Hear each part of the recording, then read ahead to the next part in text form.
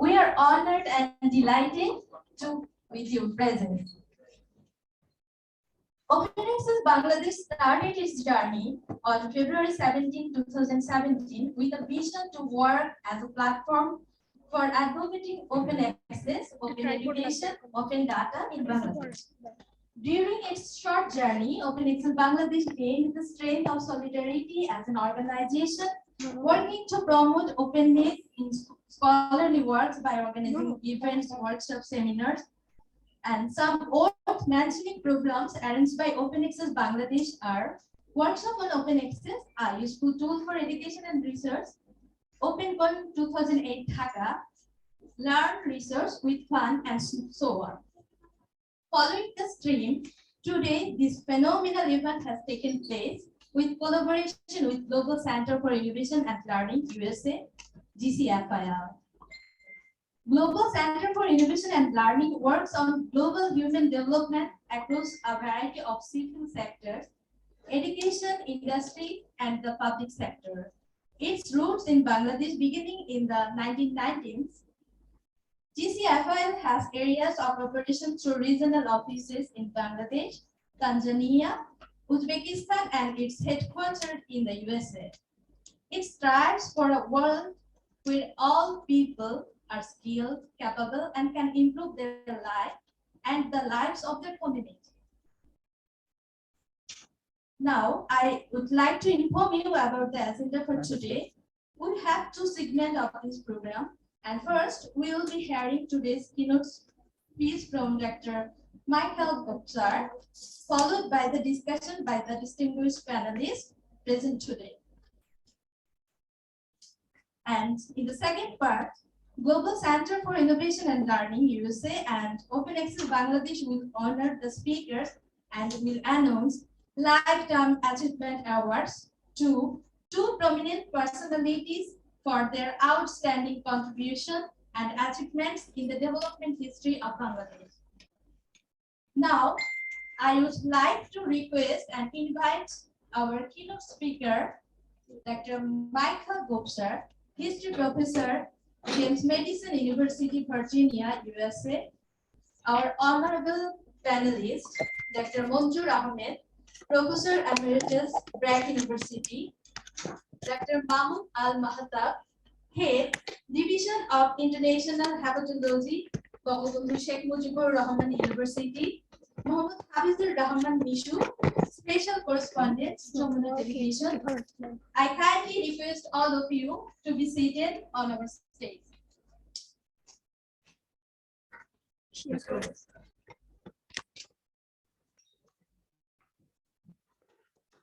Let's give a round of applause, please.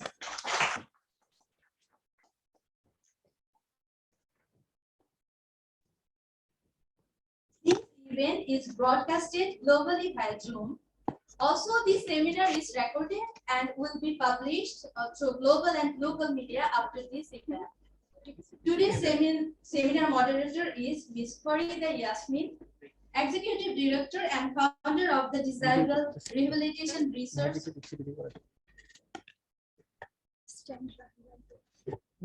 Association Bangladesh and USA, which is a non-government global organization working for the protection and promotion of rights of the person with disabilities in Bangladesh and globally. Now, without a further ado, I would like to invite Ms. Farida Yasmin to step in and start the event. Thank you.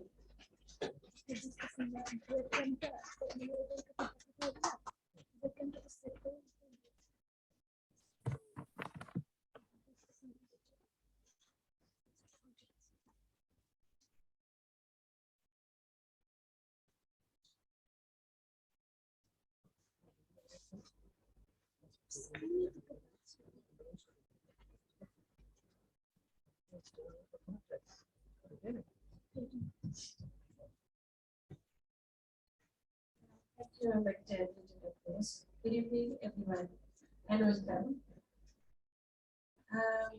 It's my pleasure to be here as the part of this special session. Thank you very much, the organizers. As It's in Bangladesh, it's just very new and very innovative topic, and I believe everybody will enjoy it. Actually, when you are planning any development projects, foreign practitioners rarely consider the history of the society in which they work. Instead, they try to design projects based on the universal assumption about the poverty, overlook the particular history and cultural condition, and also the context. Often transferring the activities and on region to another region, only a very minimal adaptation in the local circumstances. Today's seminar will very much focus on this issue. Our guest speaker and the panelists are highly prominent global and local development practice and also accomplished scholars. I'd like to quickly introduce with them. First, I'd like to welcome Dr. Mandur Ahmed, Professor Emeritus of Brack University, Institution of Educational Development, Dhaka, Bangladesh. Dr. Mahmoud Al-Banda, Head of Division and Intervention Hepatology, Bangabandhu Sheikh Mujib Medical University, and also Professor Rahman Mishu, Special Correspondence, Jamuna Television. I'll go more details about this panelist. So now, I'd like to give a very short, brief about our keynote speaker, Mr. Michael Gomsab, based in the University of California, Berkeley. He's a professor of the history of James Madison University, and is a fellow of Guggenheim. And in 2021, his current research focus on the international development history. His completed book entitled "Letter to the History of the Historicism and Intellectual Development." And he has worked as a program evaluator and proposal writer with the enormous foreign aid organization. He also the co-editor of the books, The Practice of the International Development, is published in 2018 in press. The co-founder of the Center of Development History at the Interactive and Washington, D.C. He also the author of 2 books on intellectual history. The fire resistance of the phenomenology in social and in Central Europe, published in 2014 in Stanford. Times Visible Surface, the earliest struggles in the discourse of the history of the temporary the Friendly Circle, Vienna. Now I'd like to invite Dr. Gomsab to present his keynote paper. He will discuss the history and historicism, its effects, and the development practice, and the benefits that great historical analysis can have for the development. Michael, welcome Bangladesh and welcome this event. Thank you very much. Please, welcome.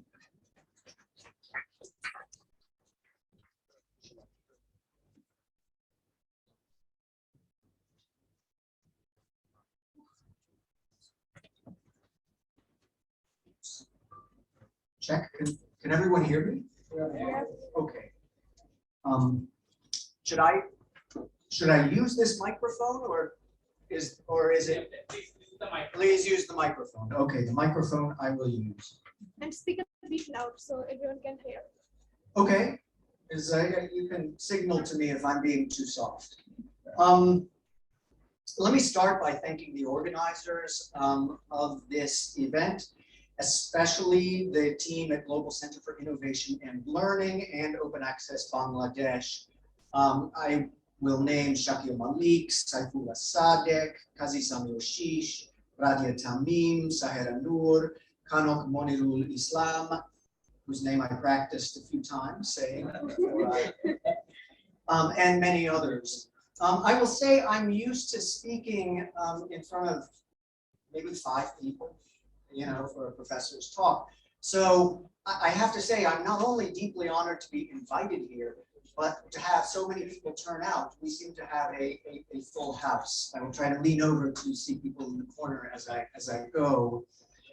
I'm also honored to share the stage with my distinguished fellow panelists and moderators. So thank you for this opportunity. I'll also say I'm a little daunted. I have given, of course, many talks in my academic career, but I've never given one in Bangladesh, and I've never given one in Asia, but here I am. So since I'm new to this country, I will say, and early in my research here, and I'll say a bit about that later. I told the organizers that my talk will not focus on Bangladesh, since I'm not an expert, right? In the end, and I think kind of against my better judgment, nonetheless, I will have a few initial observations that I will share at the end of my talk. And I look forward to hearing from the other panelists in turn, who are, of course, real experts on the history of development in Bangladesh. Let me start by saying I have spent the past 2 weeks since my arrival in Bangladesh trying to research the history of development efforts in the 1970s and 1980s, speaking with people who experienced those years, visiting libraries, archives, and research centers. It is therefore incumbent on me to say something about why I think this history matters for development policy and practice. Today, I want to argue briefly that the lack of attention to history in development planning, what I call the longstanding ahistoricism of development, and that term I will use a lot, ahistoricism, which simply means the tendency to ignore or dismiss history. The longstanding ahistoricism of development weakens the relevance and effectiveness of development projects. In the absence of historical and contextual awareness, we tend to introduce less relevant programming, we tend to ignore local knowledge, and we tend to be over-enthusiastic about our chances of success. This argument, let me say, is both obvious and not obvious. On the one hand, almost everyone would agree that knowing history is relevant for development planning. It's sort of obvious in that regard. Yet if we ask why history is relevant, it suddenly becomes difficult to say. It is, after all, not self-evident that historical awareness will help in the design of projects. History is, of course, interesting, but one can legitimately ask, in a world of great poverty and inequality, if the study of history is not something of a luxury. Hadn't we better devote our time to applying new economic, technical, and logistical strategies? To address this question, let me break my theme down into 3 parts. After a few anecdotes to indicate the pervasiveness of development ahistoricism, I will discuss various reasons why ahistoricism became a basic attribute of post-World War II development thinking. Then I will indicate some of the professional habits that ahistorical development thinking facilitates in today's development practice. Finally, I will offer a few initial thoughts about why I think the study of Bangladeshi development history might offer development policy and practice some useful lessons to me. So those are the 3 parts. Let me open with some information about my background to frame my comments. I am a history professor and development professional, which, at least in the United States, is an unusual combination, since development workers tend to come from either social scientific or technical backgrounds, not history and humanities. My historical training, however, has shaped the way I think about development, and it forms the basis of my current book project, which traces the history of ahistoricism in international development programs. That is, the tendency of development planners and practitioners to ignore history in program design, planning, and evaluation. In addition to writing a book, I am also the co-founder of the Center for Development History at the NGO Interaction in Washington, D.C., which seeks to promote greater awareness of development history and greater collaboration between academics and practitioners. Thus, the topic of development history in many ways draws on my own personal experience. Let me therefore provide a couple personal anecdotes that illustrate the tendency to overlook or dismiss history in development. Let me ask, can people hear me? Am I speaking too fast? No, you're doing perfect. Okay. So let me start with a couple personal anecdotes to illustrate this. On my first day as a development practitioner, so after getting my PhD in history, I could not get a professor's job, so I worked for a time for a USAID contractor. On my first day as a practitioner in 2003, I was hired as a proposal writer. I was receiving an orientation and I asked, naively, as it turns out, where I should go if I'm writing a proposal on education in Morocco, let's say, and I want to learn about the history of Morocco and of its education sector. Where should I look? What was the response to my question? I got laughed at and told that there might be some CIA histories online. I remember being pretty shocked by this answer, but it turns out this response was not a reflection of my guide, who became a good friend and is one of the best proposal writers I know. Instead, as I learned, it reflected the low value placed on historical awareness in the development profession. I too, a trained historian, got so busy that I wrote proposals or traveled to new countries with very little knowledge of the place or the sectors involved. There simply was no time or incentive to do otherwise. Another anecdote suggests that this ahistoricism is not simply an American phenomenon. Okay, that's better. Great. Another anecdote suggests this is not simply an American phenomenon. When I was researching an earlier chapter for this book that I'm writing, in Uganda, I interviewed a government minister about some local projects that had ended 10 years earlier. When I explained my research, what did he say? Once again, I was scoffed at. I remember the minister asking, why are you interested in ancient history? And that scornful voice, the way I put it, is exactly how he asked. In the end, it turns out he was interested too. When he started talking, he was remarkably forthcoming about the politics of the older project, which government ministries supported it, which fought against it, what worked, what didn't. In fact, he offered far more information than he would have about current projects because those were politically sensitive. Why is it that my interest in development history was laughed at? Let me emphasize that this dismissal of the past is not something that only I have noticed. The former World Bank economist William Easterly, for example, wrote, quote, the lack of historical memory in the aid community inhibits people from learning from their mistakes, end quote. The anthropologist Thomas Dichter has regretted, quote, how little development professionals have taken from the history of the world's actual development, end quote. And aid advocate Jeffrey Sachs, whom some of you may know, has noted that development workers do a poor job recognizing their past achievements. I could go on. As these commentators note, aid programs costing billions of dollars operate largely in a historical vacuum, divorced from the knowledge of what succeeded or failed in the past. Practitioners tend to design projects based on universal assumptions about poverty that overlook particular historical and cultural conditions, often transferring activities from one region of the globe to another with only minimal adaptation to local circumstances. Even when background context is acknowledged in reports, it is generally confined to a brief snapshot of present-day culture and politics. This ahistoricism is not new. Not only were 20th century development programs in Asia, Africa, and Latin America frequently designed in Western institutions, but they also took European and American models as normative, imposing the patterns of Western industrialization onto a developing world that was trying, it was said, to catch up.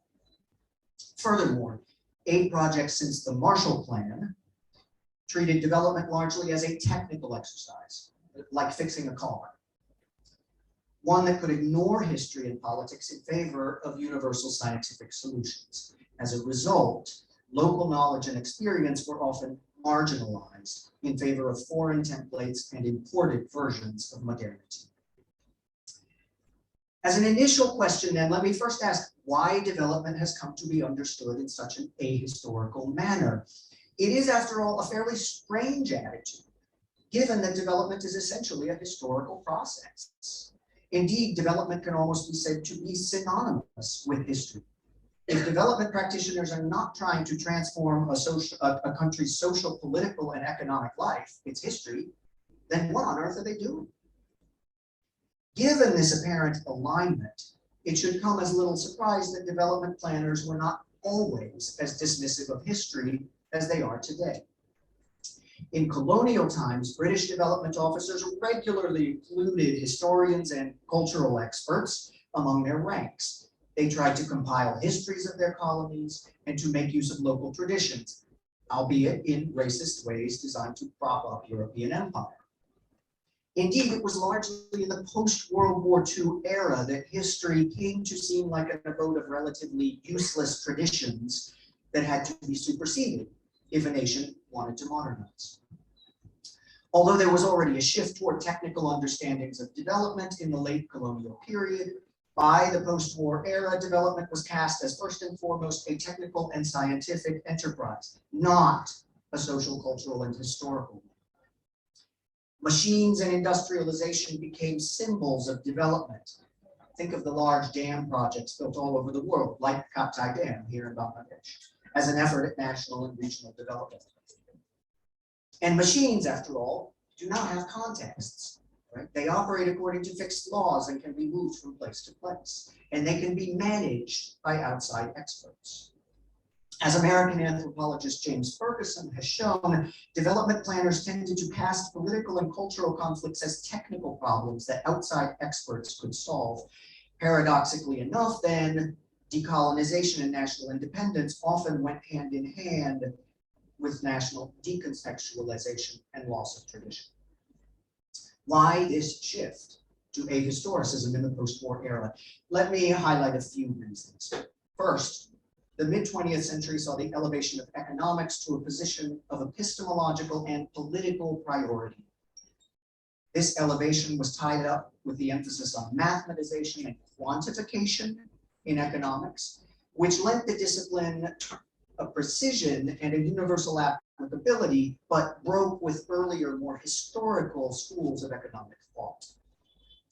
With its newfound scientific rigor, economists enjoyed rising political influence. Think, for example, of John Maynard Keynes. Indeed, today, economics is often described as a domain of objective and universal laws, the bottom line. And market economics is seen not so much as a political position, but simply a fact, the most fundamental aspect of a healthy society. This conviction did not always hold in the past, a point worth remembering. Second, the wartime and post-war era witnessed an embrace of technology as a means to resolve social problems such as hunger, conflict, security, etc. Indeed, societies were increasingly understood as complex mechanisms that could be controlled by new development technologies. For example, based on the Tennessee Valley Administration in the United States, one finds extraordinary interest in dams, I mentioned this before, not simply as a technological marvel for controlling water and irrigation, but as a way to remake and develop agrarian communities, rural communities, by generating local involvement, democratic participation, and a new work ethic. Since the study of history could not typically aspire to scientific precision, it was often marginalized in favor of engineering approaches to development. Another factor in the rise of ahistoricism is the fact that the United States became a global leader of development thinking and foreign aid, taking over from earlier European colonizers. The US gave more foreign money than any other country and thus disproportionately shaped the aid agenda, whereas European colonial powers had developed an extensive cadre of area specialists with knowledge of regional history and culture. The US, though it too was a smaller colonial power, lacked this specific regional expertise. Instead, the US brought extensive industrial, technical, and technological capacity. And the global development enterprise has reflected this technical emphasis ever since. Thus, the US-run Marshall Plan and Point 4 programs emphasize technical assistance and technological transfer, proposing to replace, and here I quote a leading historian of the Marshall Plan, quote, replace old ways of conducting business and old habits of class conflict with American methods of scientific management and cooperative collaboration, end quote. Let me also call attention to the emotional tenor of the post-war moment, the sense among American policymakers that the end of World War II provided a chance to remake the world. In the mind of President Harry Truman, for example, the end of poverty suddenly seemed a realistic possibility. an exuberance that saw in technological advancement and increased productivity a way to transcend poverty and transcend the past. The apostle of this attitude was David Lilienthal, the former New Deal administrator of the Tennessee Valley Authority. He traveled the world advocating regional development as a way to end poverty in country after country. In his writing, he called for throwing off the dead weight of history in favor of scientific solutions geared toward efficiency and production. This enthusiasm was a powerful factor in the mid-century and quite distant from our own political cynicism today. There were other factors, of course. One can mention the Cold War, which imposed a simplified ideological understanding of development, communism versus capitalism, that ignored the complexities of history and culture. But let me stop with this list for now. For the reasons indicated above, history was no longer considered a practical domain of knowledge or study for post-war development planners. There were exceptions. The Russian-American economist Alexander Gershon comes to mind. But by and large, the past was reduced to a static background, traditions that needed to be overcome in order to modernize. In various ways, this ahistoricism has persisted ever since, taking different forms over the decades as development thinking evolved. Let me move to a second question and ask, what effect does ahistoricism have on development practice? In other words, okay, development is ahistorical, so what, right? Why does this matter? Broadly speaking, I will argue that without an appreciation of historical and contextual nuances, development planners have cultivated what I will call three faulty logics or attitudes toward their profession that history might help to disrupt. First is what I will call the logic of enthusiasm.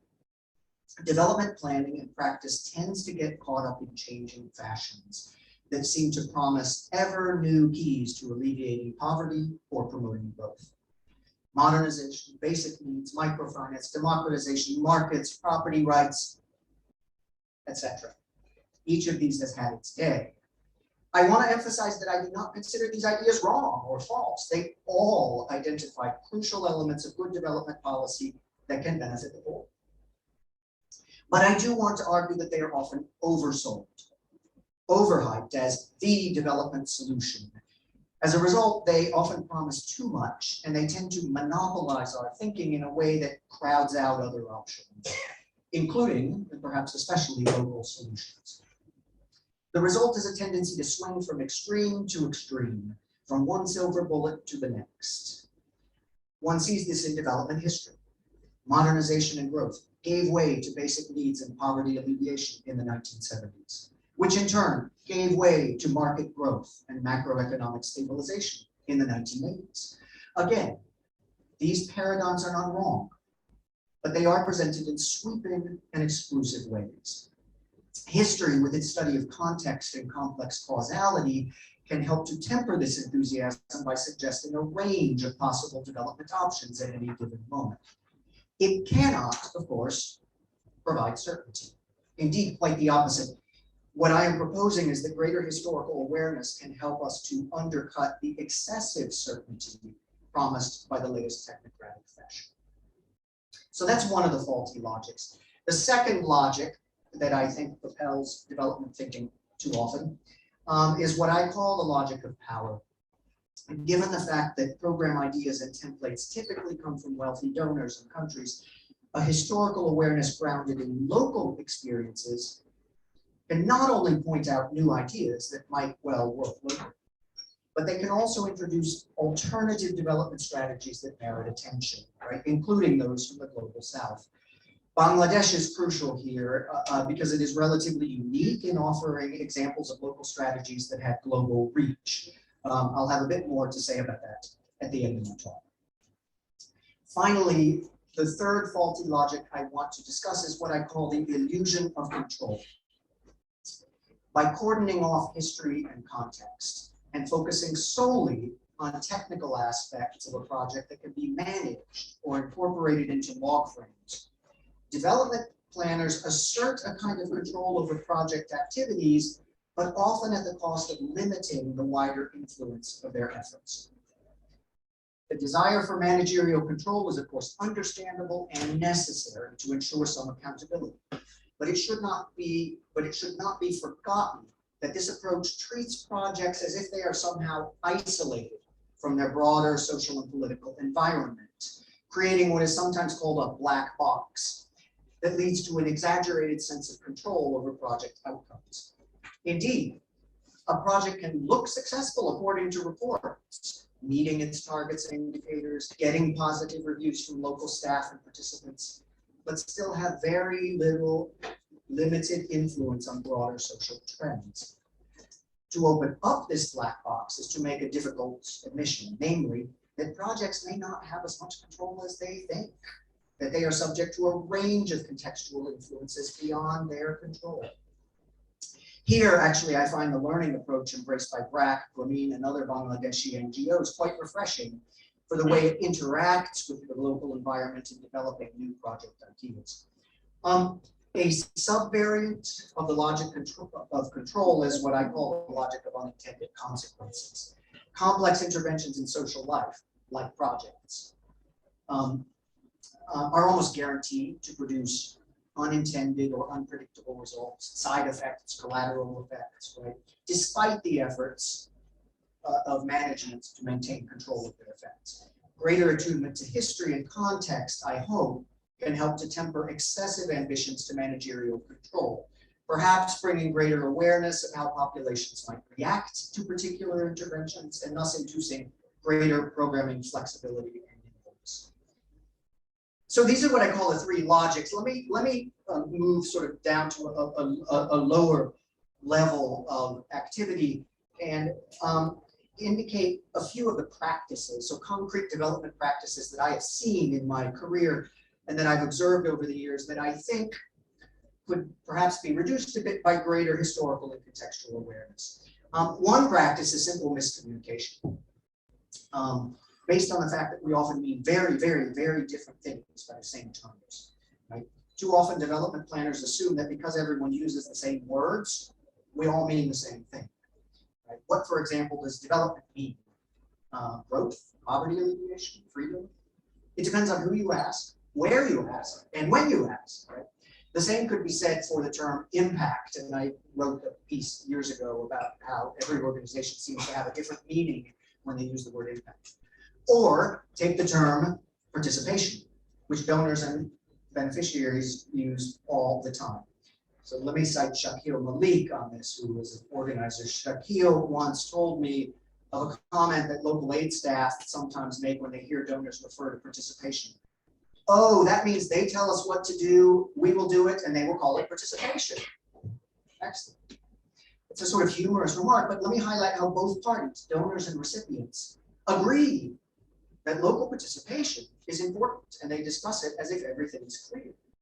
Yet they understand entirely different things by the term. Historical analysis, of course, can't resolve disagreement. Sometimes it actually furthers disagreement.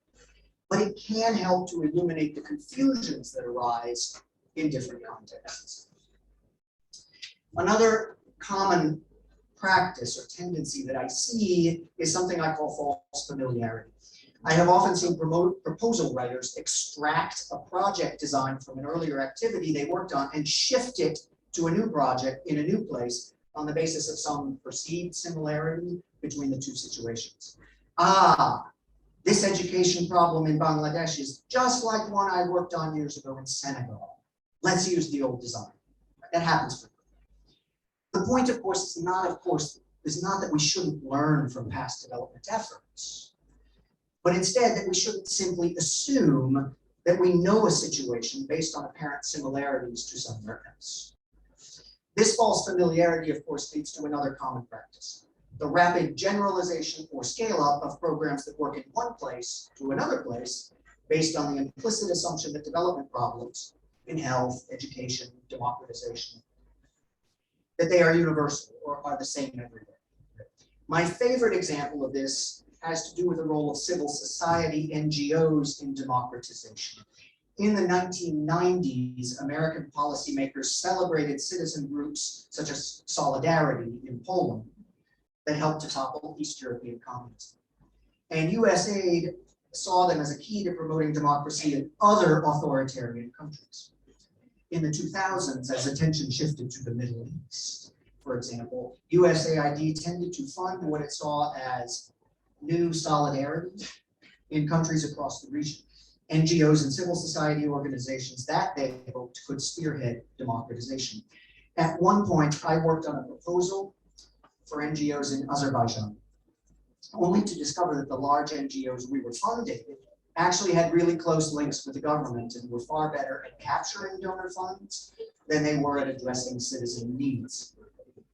Thus, rather than supporting civil society activism and democratization, we were bolstering government power, exactly the opposite of what we intended.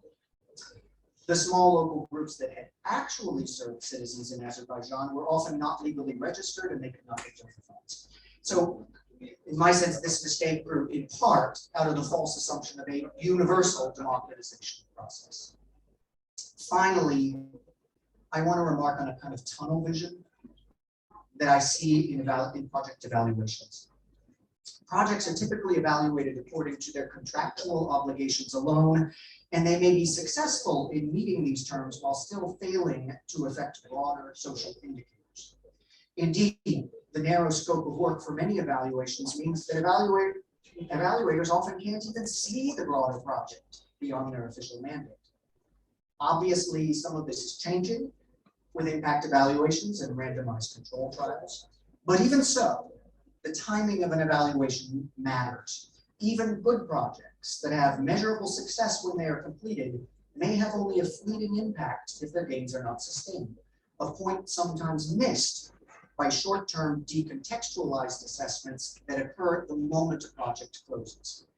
In this regard, without greater historical awareness, I worry that projects become somewhat evaluation proof. That is, they can't really be evaluated, unable to recognize the broader, more diffuse, more slowly emerging impacts of their activities. In sum, my hope is that greater historical awareness may contribute to a more contextual understanding of development, one that places projects in dialogue with the wider social context rather than in isolation from it.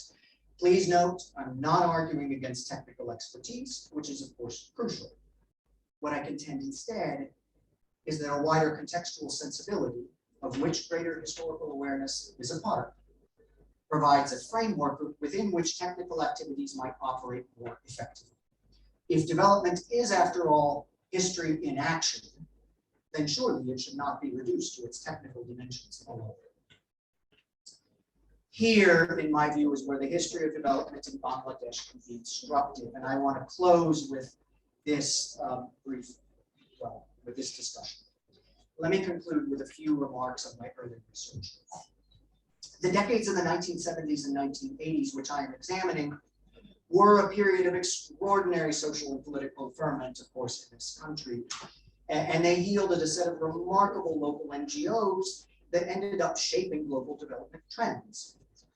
Microcredit is the most obvious, but there were others. Today is a particularly valuable time, in my view, for revisiting the debates and experiments of that era, because I believe that some of them can speak to us powerfully in our own historical moment, and I'll explain as I go. The history of Bangladeshi development, and let me note, microcredit in that period is of course well known, but it's also very Grameen-centered. Grameen succeeded extraordinarily well for reasons having to do with both its own efforts and the broader national and international context. And indeed, in my view, the literature has demonstrated that it has provided valuable, cost-effective credit to landless, poor, especially women, and of course has become world-renowned as a result. Yet, the context of its emergence is crucial. Local microcredit programs evolved at a time of extraordinarily tumultuous and polarized post-independence politics, when activist student movements and political parties mobilized followers behind various ideologies. Local NGOs such as BRAC, Asha, Toshika, Nigerikori, we could go on, others, were engaged in these movements, promoting economic improvement, but also empowerment rooted in the conscientization program of Paulo Freire. Part of Grameen's innovation, in my view, was not only to develop a credit model that assisted poor clients, but also to cut poverty alleviation, sever it from the politics of the time, offering a financial mechanism for assisting the poor that sidestepped the political forces rocking the country. By focusing on the technical dispensation of microcredit, Grameen created a relatively depoliticized financial service that could be widely replicated elsewhere, indeed around the globe. Other NGOs, through their empowerment strategies, often tied themselves more explicitly to the political movements of the day, although of course many of them later turned to microfinance. Subsequent history has of course rewarded Grameen's strategy. I don't want to propose that Grameen is completely reducible to microcredit. Let me say, indeed, the global reception of Grameen is also, in my view, oversimplified. They have done other things as well. Nonetheless, this global reception also obscures the strategies and efforts of other contemporary organizations, ignoring the wider historical context that spawned microcredit in the first place. Let me cite a few international trends that I think help to facilitate Grameen's global success. So I think some of its success is its local effort, and some of its success came from the fact that it could speak to dominant development trends in the 1970s and 80s. First, the 1970s saw the collapse of modernization and growth paradigms and the rise of poverty alleviation as a chief aim of global development efforts, targeting what Robert McNamara, head of the World Bank, called the bottom 40% of the people in the globe who remained poor. This shift in development thinking grew from a series of studies suggesting that economic growth in numerous countries, Brazil, for example, had not benefited the poor, but instead had accrued to the upper class. Grameen Bank, of course, fit nicely into this new pro-poor agenda. In addition, in the same decade, free market advocates staged escalating attacks on state-centered development thinking in the name of market-led growth.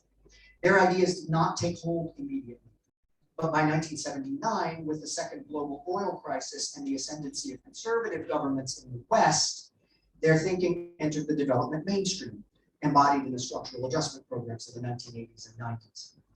Grameen microcredit was appealing within this framework as well, since it offered a market-based solution to poverty. And so there's a certain interesting, I don't know if it's an irony or a paradox, in that Grameen appealed across an old ideological divide. It attracted both the pro-poor left and the free market right. In the same years, political leaders and development thinkers exhibited a growing mistrust of government, a view encapsulated at the end of the decade by Margaret Thatcher and Ronald Reagan's mantra that government is the problem, not the solution. In their opinion, the private sector should take over many activities formerly run by the state. It's worth underscoring how much of a change this marked. From the 1940s through the 1960s, an activist government was seen as an essential feature of both welfare states in the global north and modernizing states in the global south. Since markets sometimes failed, think of the Great Depression, governments had to regulate the economy. And across the decolonizing world, the legitimacy of governments often rested on fulfilling the promise of development. The 1970s changed all that, prompting a mistrust in government that persists today. The fact that Grameen was an NGO operating mostly outside of the government was part of its global appeal. Indeed, NGO influence increased dramatically in the 1970s, with new NGOs taking over activities that states had either neglected or bungled, including service provision and development. Grameen was clearly part of this rise, a private bank that sidestepped politics and provided needed services for the poor. For all these reasons, of course, globally, Grameen enjoyed stunning success, gaining a reputation that boosted Bangladesh's image as a development incubator with lessons for the wider world. Nonetheless, Grameen centrism has obscured other aspects of the country's rural development ferment. In those years, Bangladesh witnessed experiments in rural empowerment, cooperativism, broad microfinance services, as well as state programs such as IRGP. These trends are generally lost in the global retelling of the era, despite the effort of valiant scholars such as Mansour Manan and others who have tried to recover them. Yet today, and here my talk is about to end, Yet today, these forgotten experiments seem valuable again. In many ways, the world of today, and here I'm thinking frankly of my own United States, bears more resemblance to the 1970s than to the 1990s. In the 1990s, we were certain that the market would solve social problems. This was one of the lessons of communism's collapse and one of the promises of microcredit. Today, we are less certain. We are in a world where earlier beliefs in market effectiveness and globalization no longer seem as convincing to many people, where inequality has widened, and where elite technocratic solutions are increasingly questioned in favor of empowerment and social activism from below. And frankly, I'm thinking here of the Black Lives Matter movement, again, in my own country. A world where individual entrepreneurship alone no longer seems to satisfy our aspirations, but we seek instead new notions of collective solidarity. In this context, revisiting the history of the wide-ranging Bangladeshi initiatives in the 70s might provide useful ideas for development programming today. Thank you very much.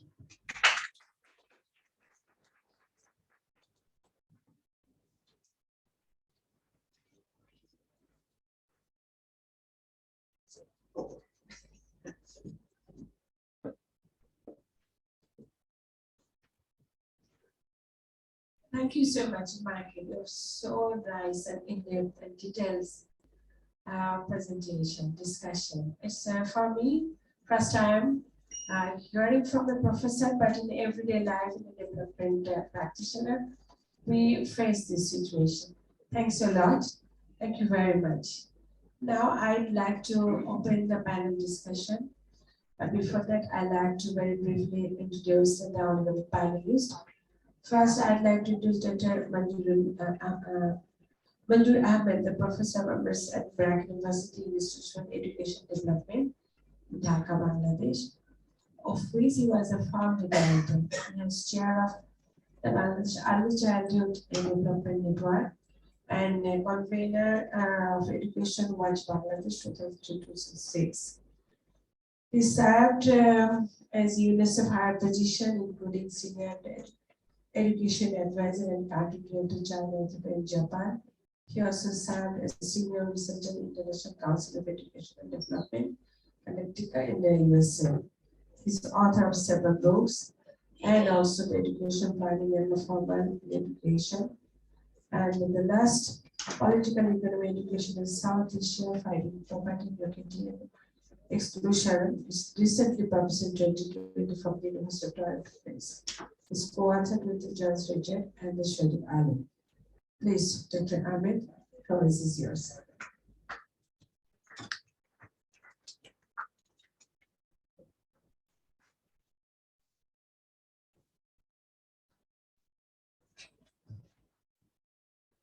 Thank you very much, moderator Michael Duffser. Fellow panelists, distinguished participants here. It's an honor to be asked to be a panelist and comment on this very important topic, the speech that has been given on this very important topic, the importance of history in development. If this question is asked, is historical understanding, awareness important for development, understanding development and carrying out development?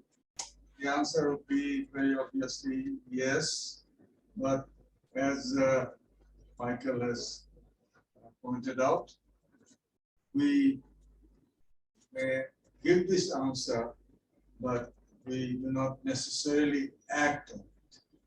We don't quite maybe understand what taking history and the larger context into account, what this means, or maybe we take it for granted or take it in a very casual way, and perhaps that very often serves the interest of the decision makers, the policy makers, those who are in power,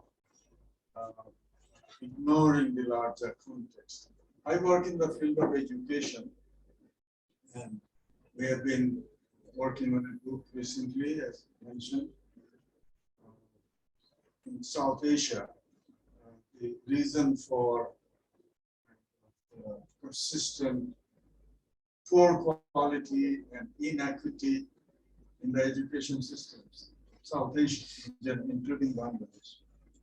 And very quickly what we found, and it is not necessarily the technical answers to the problems of poor quality of education.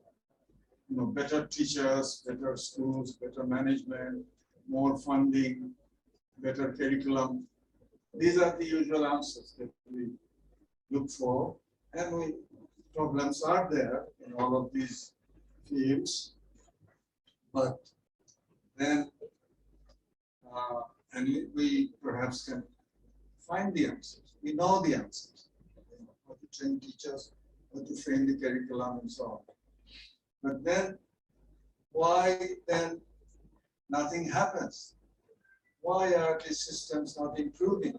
Yes, we are expanding the system. Many more students are in school in all of South Asia. But why is the quality improving? Why is still there such disparity and exclusion? Okay. So our answer was, what we discovered is maybe once you talk about it, it becomes obvious. It may be the larger context, and particularly we are talking about the political context, the decision-making process. Who takes the decision? Who asks the questions?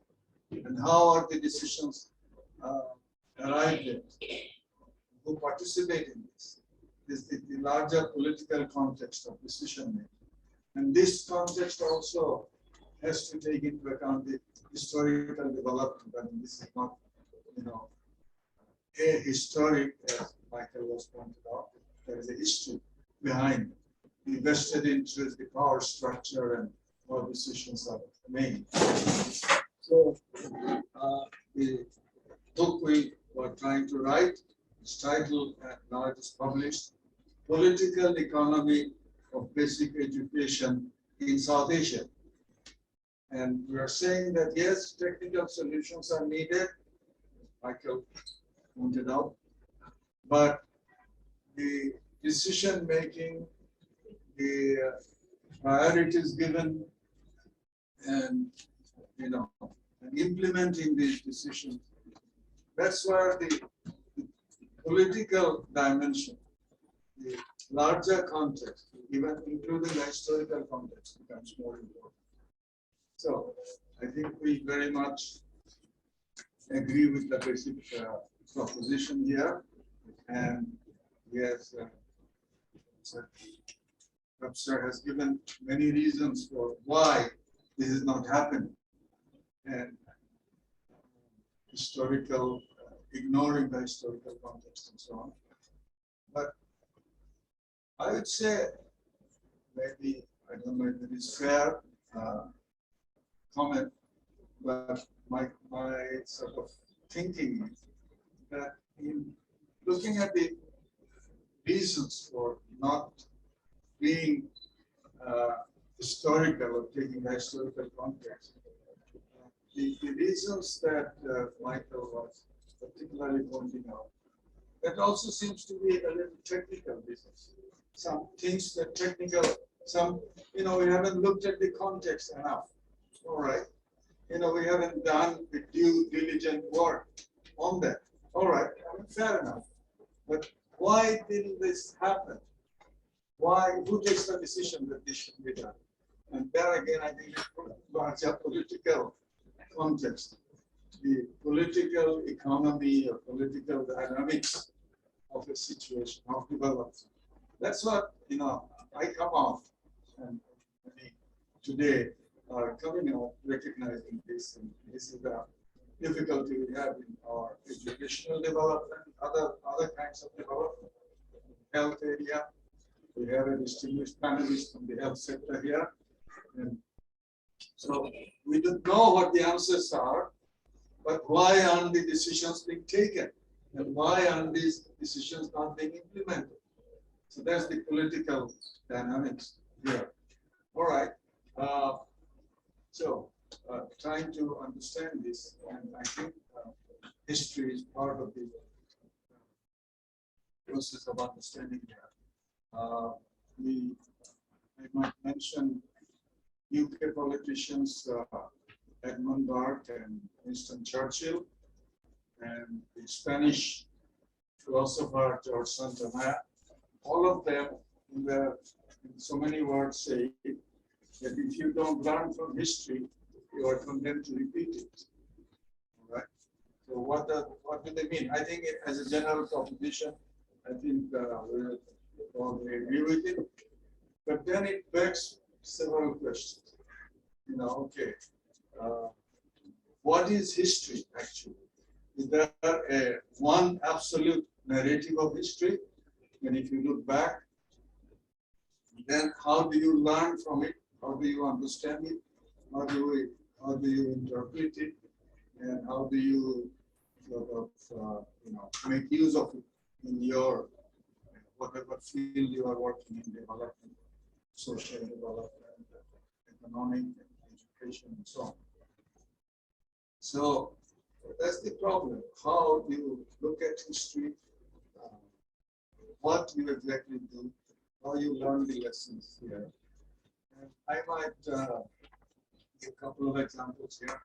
You know Francis Fukuyama, who famously declared the end of history because liberal democracy has triumphed with the downfall of Soviet Union and the breaking of Berlin Wall. Liberal democracy has triumphed, and now the whole world will follow liberal democracy and propagated, I guess, by Western North America and Europe. That will now sweep the world. As it turns out, it's didn't quite happen. Then at the same time, around 1990s, there was another writer, Samuel Huntington, Clash of Civilizations. So his reading of history, that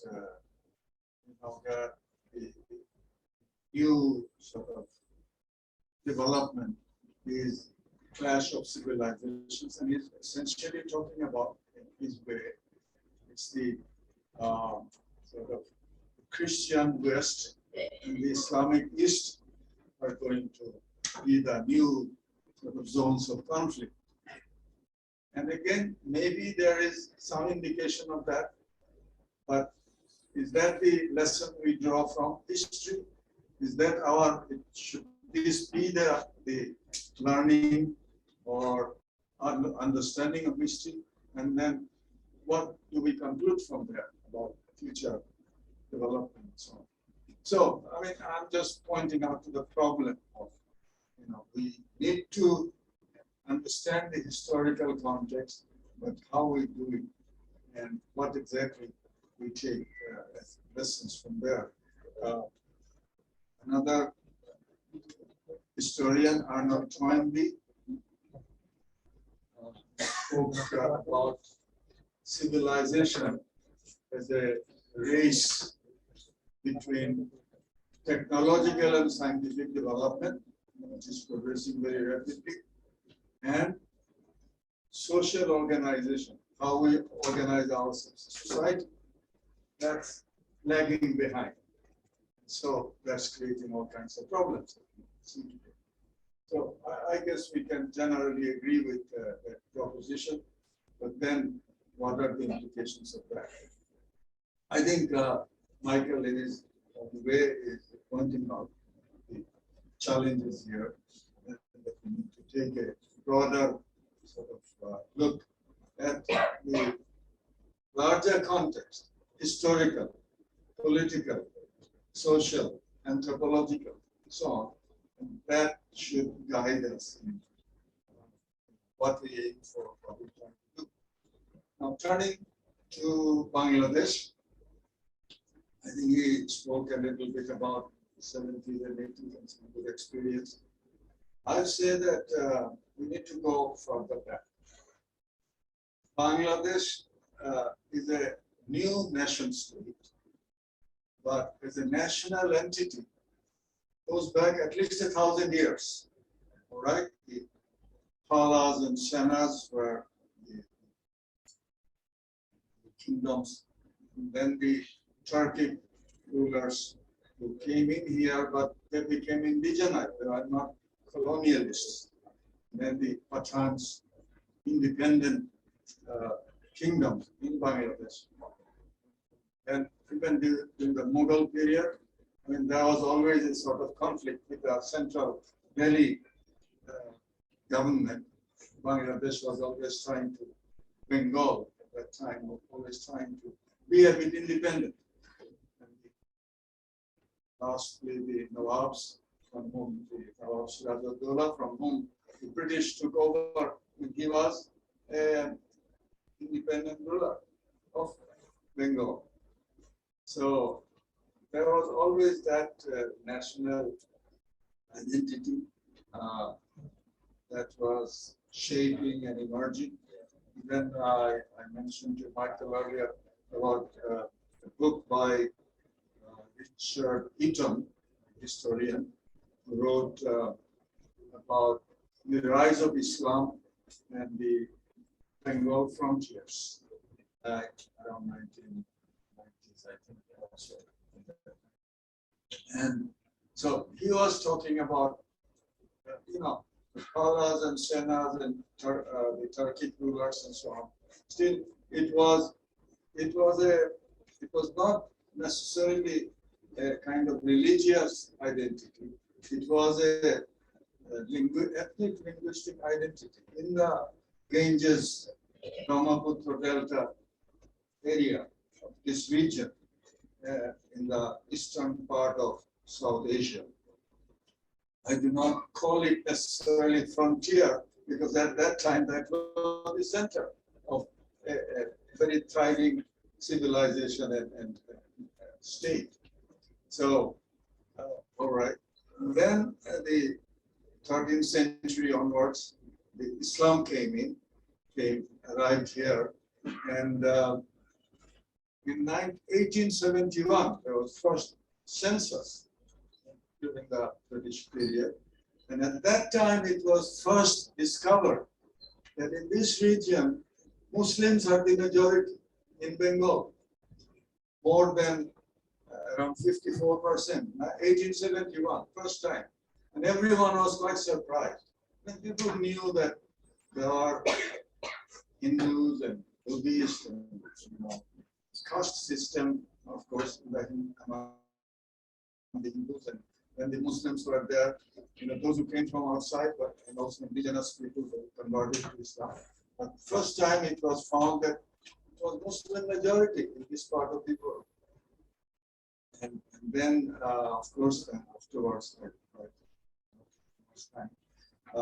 then that became a dominant theme, religion, along with ethnic and linguistic identity, and how would this shape the national identity of Bengali people. And then, of course, this tension and conflict continued. I think in the recent history after the British came in, they started in Bengal, and Bengal was that's where they had their foothold. And from there, they spread to other parts of India. Bengal presidency at that point, the early British rule, extended from Sylhet to Peshawar, the whole North India. It was sort of Bengal, presidency, Bengal political administration was from Calcutta under the British rule. All right, later on, after 1905, the first landmark, first division of Bengal was announced. The British moved to Delhi, but then it was revoked in 1911. And then other landmarks later on, 1947, when the British departed, we became East Pakistan. Then, of course, 1971, it sort of reverted back to 47 was on the basis of two nations. Religion was important at that point, but in 1971, we rejected religion as the basis for our identity. It became more of an ethnic, linguistic, cultural identity. Religion, of course, majority are Muslim. So religion is a personal identity, cultural identity, religious identity, but that's not the basis for our nationality. So that's how Bangladesh was born. Then we adopted a constitution, 1971. The pillars of that constitution, you know, it's nationalism, democracy, socialism, secularism. 4 pillars of the constitution. Now, these terminologies are, of course, very loaded. It's all kinds of interpretation. Nationalism can be jingoism, super patriotism, which can cause a lot of problems. Similarly, democracy, if it becomes just an authoritarian, majoritarian rule, then democracy has to be also be interpreted and practiced in the right way. Socialism. It's a socialism at that point was an yearning for social justice. That's what was the framework of our constitution. So, in socialism. But socialism is a dirty word in Michael's country. It's really a problem if you are a socialist. All right. So. Bernie Sanders has changed a little. Bernie Sanders, A little bit. yes, it's changing, maybe. We hope. All right. And then, well, secularism. Again, not, we don't have to argue it here that it's not rejection of religion, but it is respect for all religions. And that's not the sole identity of a nation. All right. So we have to accept multiple plural identity, national identity as well as individual identity. So that was the basis of our Bangladesh as an independent country. That's how we started. Then came, I think, a couple of other landmarks, milestones. 1975, we started to work backwards. Everything was rejected. Our constitution was changed, mangled, and then military rule continued for 15 years. Then in 1990, there was a restoration of democracy, but restoration maybe within quotes, because it was not a full restoration to 1971 to the principles of our constitution, or what we call the spirit of liberation. Didn't quite get back there. And the damage that was done during the authoritarian rules in the 15 years, not quite possible to undo. And we are still suffering from those. The damage that was done, we are still living with those. So after 1990, now it's more than 30 years, we are still living through those problems, those challenges. All right.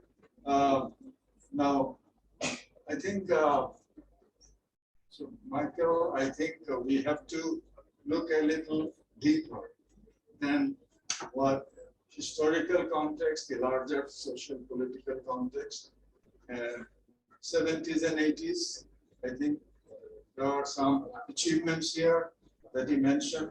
Then later on, if we look at 90s, I think we can also look at achievements in economic terms. We have done well. It is said that we have surpassed Pakistan and India in per capita, nominal per capita income, in terms of what is called purchasing power parity dollar, that is real purchasing power of dollar. We haven't quite surpassed it. We are still behind India, of course, Sri Lanka and so on. Sri Lanka is having a lot of trouble right now, but still they are ahead of us. We are, I think, better off than Pakistan. We can take some pride and satisfaction from that fact. So I think we need to sort of finish. I shouldn't take more time. To look at the history in the larger context. I think we have to go farther and deeper.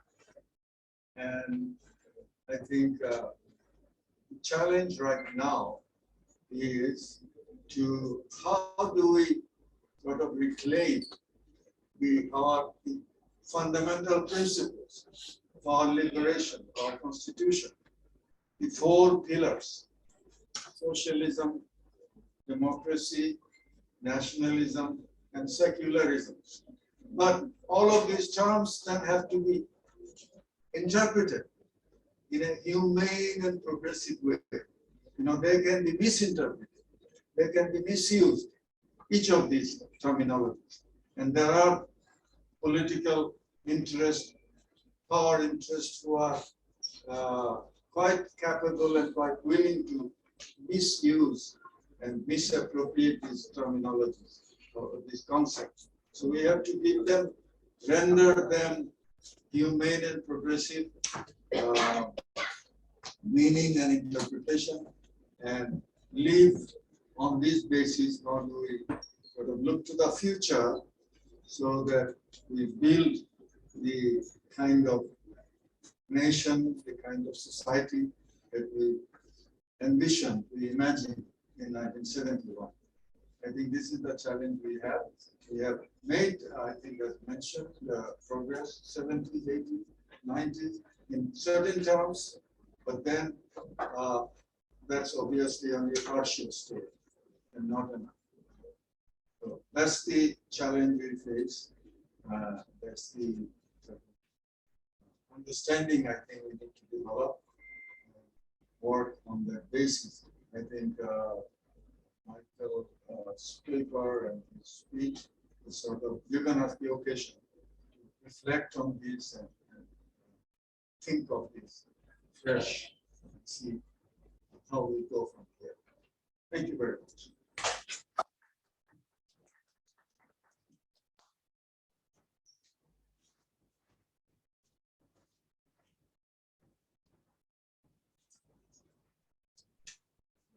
Thank you for a very nice relation with our liberation, before liberation, and also the education, and also the history development as a wide issue. And I do believe there's organizers who will think the more section on that piece. So now I'm going to request our next panelist, Dr. Mehta. He's currently the head division of interventional hepatology by Bangabandhu Sheikh Mujib Medical College, University, Dhaka, Bangladesh. He's scientist, author, with 290 publications with national and international peer-reviewed journals. In his credit, in 1998, he graduated from the University of London with an MSc gastroenterology, and then in 2006, he made MD in hepatology with the Bangabandhu Sheikh Mujib Medical University, Dhaka, Bangladesh. Mr. Dr.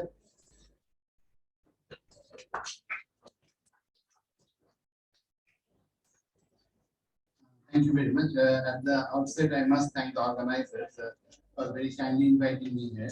So I have two disclosures. First, I must apologize to the speaker, Michael, for being so late. I was actually in Sylhet, and the weather there is not so nice as you see here. So I'm not someone who likes the adrenaline rush, but after a delayed flight, I was forced to enjoy a roller coaster ride because of the weather. And finally, when I landed and came here, so it was an hour late, so I must apologize. And second disclosure is I don't know why I'm here. Because I am a physician, I am a liver disease specialist, and I try to do many things. I am involved with the civil society movement apart from my main profession called Sampati Bangladesh. where we worked for a Bangladesh based on the spirit of liberation war on the four main principles of Bangladesh. And I also try to write articles in newspapers, and that I enjoy more than writing scientific articles these days. And I do big this and big that. So I don't know why the organizers chose me, so when I came in, I was a bit, shaky, what to say. And then when I was sitting and trying to figure out what I finally say, Professor Mandur referred to me saying that I'm a medicine specialist. So I thought that when I start my talk, I'll start with medicine. So as I was telling you that, and as the master of the ceremony introduced me as a scientist, so the many identities that I have and the many degrees that I have earned, the best, the physicians can earn many degrees. You can be the fellow of many organizations, many bodies, this and that. You have to do one or two basic post graduations, and during in the course of time you earn many more. So I'm a fellow of Bangladesh Academy of Sciences, and that is the degree that I enjoy most. So I was trying to be a scientist for a long time, and I have been involved with the phase 1 clinical trials. Now these terms are Hebrew before COVID terms in Bangladesh, clinical research, clinical trial, etc., etc. But now people do understand. So you have worked with new molecules. I was involved with the development of a new molecule called NASDAQ. One of the molecules that I work with is now under rapid, consideration of US FDA for fast track approval for treatment of hepatitis B, etc., etc. And I also happen to be the principal investigator of the homegrown mRNA vaccine for COVID called Bongovax. And there we have earned a record, a Guinness Book record classification, because it has been 1.5 years of pandemic. We have not been able to decide whether we shall go for the clinical trial or not. So the pandemic started, the first wave went away, Delta came, went away, Omicron came, passed away. We are now waiting for the next wave maybe, but we have not been able to decide whether we should go for the clinical trial of that homegrown vaccine or not. So being involved in this terrain for quite some time, I always wonder why this happened. So sometimes people tell me it's the multinationals, it's corruption, it's many other things. Many things may be involved. But I think the basic is that we were made to forget our history. This country, this part of Bangladesh, of the Indian subcontinent, you have all heard of Ayurveda, which is a very rich traditional medicine, and South India still earns millions by practicing and by Ayurveda, and Western people travel in hundreds and thousands to South India for Ayurveda treatment.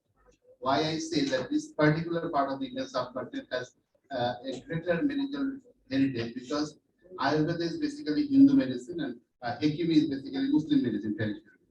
And this is the area where both Ayurveda and Hekimi existed. And perhaps nowhere else in the world you will see that both Ayurveda and Hekimi is two great indigenous medical sciences coexisted. But we have been made to forget that thing. Now we can't believe in ourselves. We consider Ayurveda and Hekimi as medicines or as practices that stupid people practice. We don't trust them, and we do see a good number of patients who come to our wards with liver failure taking indigenous medicine. So we have not only been made to forget our history, we have actually forgotten our history. We have forgotten the heritage and the education, the learnings. So we have become like that. So these days my research interest is in Ayurveda, and now we are trying to explore the many different plants that were assumed to be good for health, practiced in Bangladesh, trying to make them science. Because when I, being a liver disease specialist, being an assistant professor at that time, developed jaundice, my father forced me to take papaya juice to heal my liver. So I thought that it is things that we should try to explore and see. So that was my understanding of history and how we are made to forget history. And when I was asked to talk on, become a panelist and talk on this topic, I actually was not sure why I was there, as I confessed, and I was still not very sure what I was going to tell. But I like the topic because distortion of history and development, these are the two things that Bangladesh stands for. Because whenever history has been distorted, uh, Bangladesh was like something else, and whenever history was trying to be on the right track, Bangladesh becomes something else. And we were actually being taught the wrong history throughout our history. Like when we say that it was not a secular, it was a secular country that was made a non-secular one. We were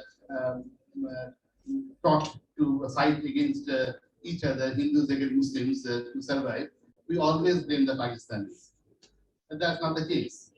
I don't need to go back 1,000 years. I just go back on 200 years. It was the British rulers who actually taught us that Bengalis are two different sects or two different tribes. You are Hindus and you are Muslims, and you must compete with each other if you are to benefit, if you are to thrive. That was the basis of Bongo Bongo. Why Bengal was split, why the capital was shifted from Calcutta to Dhaka. The basic reason is the British taught us that you are Muslims, the dominated by the Hindus, if you want to flourish, you have a different state, now you flourish. So now when someone says that Rabindranath Tagore and the Diden Bengali elites were against the founding of Bengal Dhaka University, which is partially true and partially untrue, because Rabindranath Tagore was not present at the great meeting at the mass gathering in Kolkata, where it is frequently referred that he opposed the founding of Dhaka University because he was then traveling to UK. He was on way to Chennai, but the trip was cancelled. He was sick and he came back. But the basis is, yes, if I was there that day, I would have opposed the founding of Dhaka University. If the Rohingyas today want their own university, will you, the brilliant section of today's Bangladesh, support that? Will you say that Rohingyas should have their own, autonomy there? History says, no, you will not do that. So, if they have done that day, they have done the right thing. That's present. That was the present. That was the real necessity after that yesterday. Now, after 200 years, after 100 years, I can say many things. That they were, bullshit communal people. They are not communal people. They are actually upholding history, which we have been made to forget. Another very interesting fact, we have always learned that there's a great Nawab called Nawab Shirajuddaulah, who happened to be the last independent Nawab of Bengal, Bihar and Odisha, the great, Bengali land. Who was Shirajuddaulah? He was a gentleman who could neither speak Bengali, nor write Bengali, nor read Bengali. So how can he be the last ruler of Bengal? Actually, the tragedy of Bengal is Bengal never had an independent entity and never had an independent ruler. It was always ruled by different people. Even the slaves from Africa came here and ruled us. But we, the Bengalis, failed to rule us ever. And the truth about Shirajuddaullah's defeat is when Mir Zafar and his colleagues betrayed, the British were still failing to defeat him. It was still being very difficult for the British to beat him, the Shiraz army, with the few white people they had. It is said that the farmers and the villagers were then plowing the fields or sitting idle, smoking the hookahs in their residences. Had they come out with their, local accessories like the bamboos and the, badlams and even the agricultural equipment and chased the British, the history of Bengal, Bihar, Odisha would have been different. The British might have lost.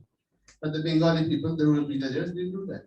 They thought the Persian ruler is going, the British is coming, why do they bother? It was not that the history of Bengal or the independence of Bengal was lost that day. Bengal just had another ruler. And you know how finally Shiraz was beaten? There was a Bengali battalion in Shiraz in the British Army. Have you ever wondered that there is Sikh battalion, there is Rajput battalion, Gurkha battalion, all founded by the British Indian Army? Why did the Bengali battalion go? The East Bengal regiment that we refer to these days was raised by the Pakistanis. Where is the Bengal battalion? Have you ever wondered? You haven't, because we were told to forget our history. There was a Bengali battalion in British Army, and it was a Bengali battalion that ultimately beat the Shiraz forces. When the British could not manage to defeat Shiraz, the Bengali battalion was called in. They came in and they defeated Shiraz. Now you can say that the Bengalis are, they're a nation of traitors. They supported the British and handed over their own independence. It's not like that. Because just 100 years later, you have heard of the Sipahi rebellion. In that Bengali Paltan, or the Red Paltan as the British would call them, were very gallant warriors. And the first Afghan war, the Bengali Sultan, Red Sultan, did a gallant job. And the part of Afghanistan that was taken up by the British was taken up by the courage of the Bengali soldiers, the Red Sultan. And by the time Sipahi Biplab did take place, 100 years after Shiraz was defeated, Bengal Sultan or the Red Sultan became a huge army. They had their own artillery, thousands of soldiers. And why I say that the Bengali people are not traitors, because in 1857, when Sipahi Biplab happened, it was the Bengal Sultan, the Red Sultan who first rebelled.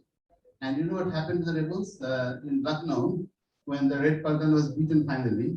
The soldiers who could still manage to survive were hanged in the lampposts, and the bodies laid hanging there for the vultures to take, eat the bodies. The British wanted to teach the locals, the natives, a lesson that if you ever revolt, that is your punishment. And you don't have to go that far to Lucknow, just go to Old Dhaka, the Victoria Memorial. We call it Bahadur Shah Park these days. It is the place where the Bengali members of the Red Sultan had the same fate. Those who were beaten, defeated, were hanged in this very Bahadur Shah Park till their bodies were rotten, taken up by the vultures and perished. So this is the history of Bengal that we all forgot, and we have learned to consider Sirajuddaulah as a great national leader.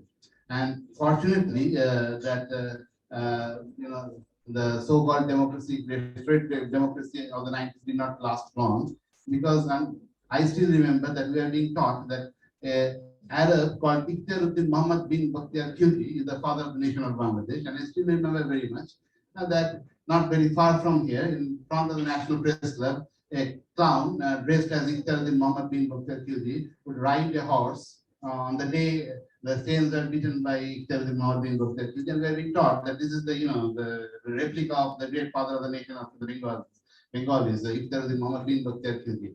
So it is a great relief that at least the restored democracy of 90s did not last long. Otherwise, we have my daughter and son would have learned to know Ikhtiaruddin Muhammad bin Bakhtiar Khilji as the father of the nation of Bangladesh. At least they are not so unlucky as we were. Anyway, so why I'm saying is that whenever history has been distorted, we were on the backtrack, because I give you some figures, because science and everything is based on figures. Many of us would think that Sheikh Mujib's first 3.5 years rule was a period of anarchy. There were great hunger, Rocky Valley was killing people, there was disaster.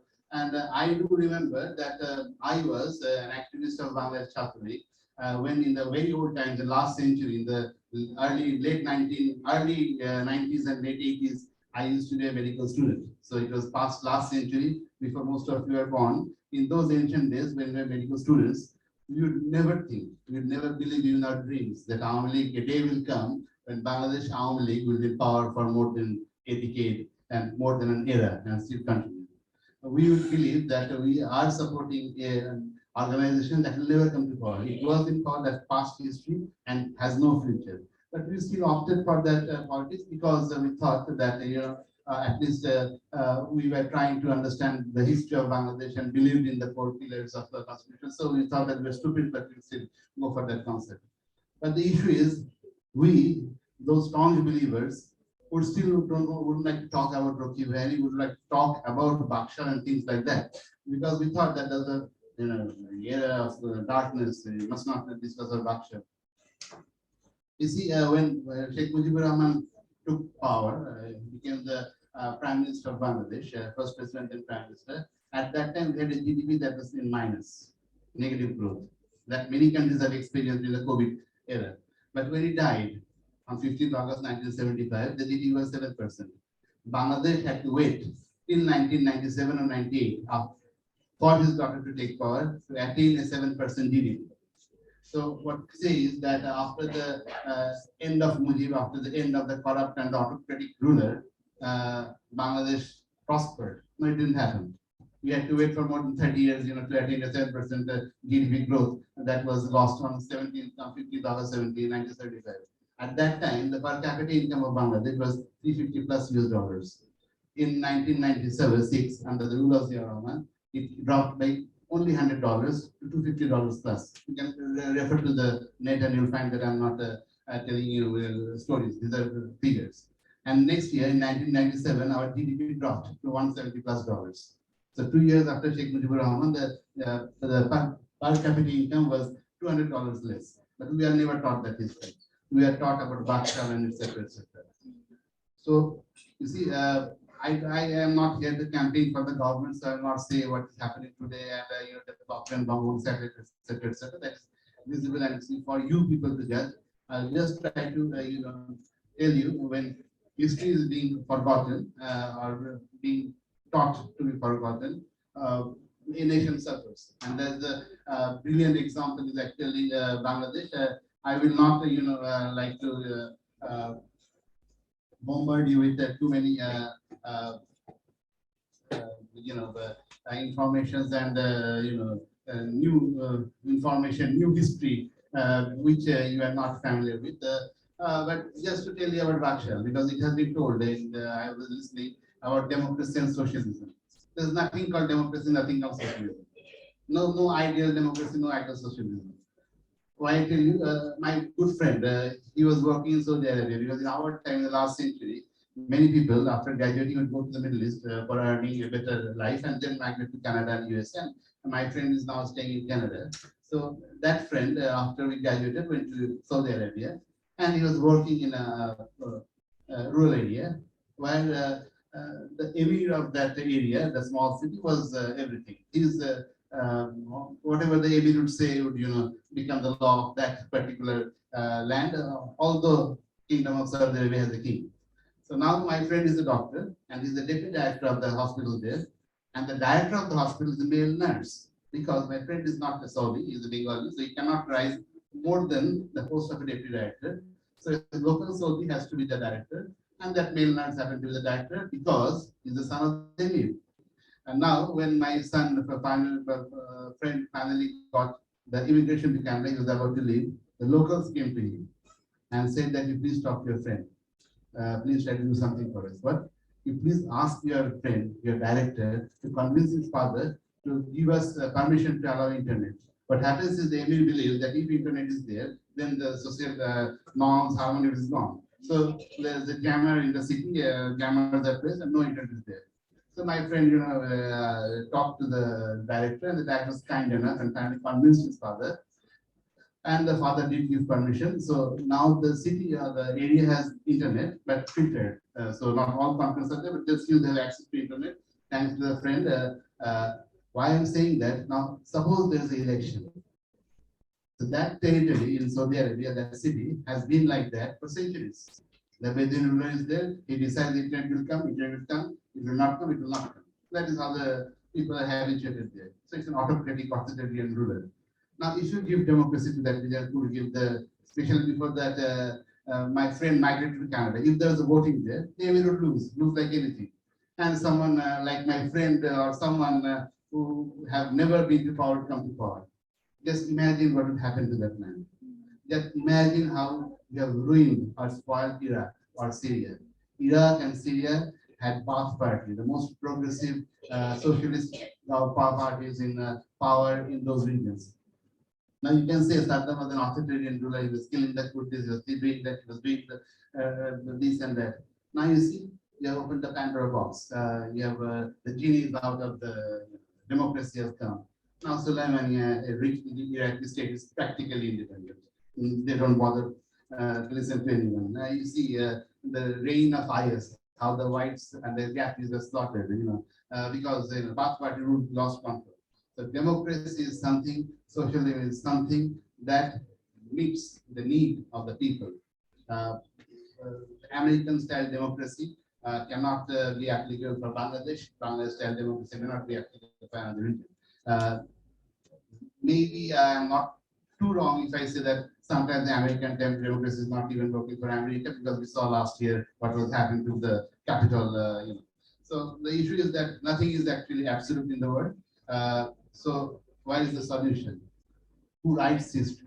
History is written by the victor. The one who wins writes the history, and one who wins should be allowed to write the history and rule. When that thing is not continued, then history is distorted, and then the country faces a situation where we have faced so many times in so many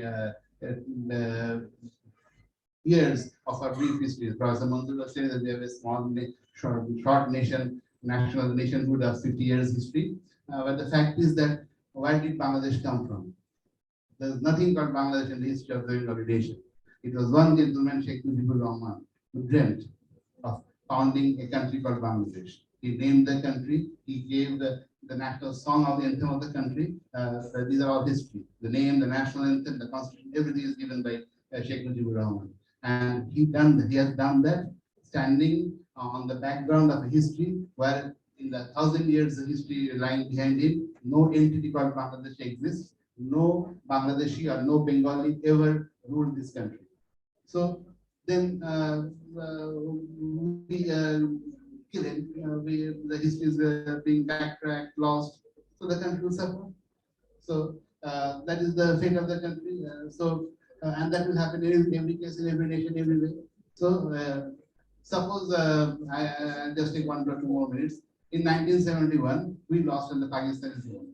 And who would be the traitors? The freedom fighters would be the traitors, and they would be hanged, they would be tried. It's victor's law. After the Second World War, the Nuremberg trial, all these trials, the Germans were tried and hanged and killed. They are not allowed even the option to go to a higher court and apply for a second hearing. So I don't blame that. It was the Axis power who lost. It was the people who won. They won. So they decided how the world will be and how history will be. And that's why they succeeded. We won, and we forgot that we won. We gave the power to the people who lost. So the losers decided our fate, and so we suffered. So history, democracy, socialism, everything is based on present day. That is my understanding of the situation. And it's the victors who will decide how history will be written, how history will be manipulated, interpreted, and unless that is done, nation can never prosper. That is yesterday's Bangladesh, and that is today's Bangladesh as I consider Bangladesh. I am a physician, I am not a historian, and I talk too much. I don't know whether I have offended the spirit of the talk, but if I'm allowed to talk, this is what I understand the topic and I would like to say. Thank you very much.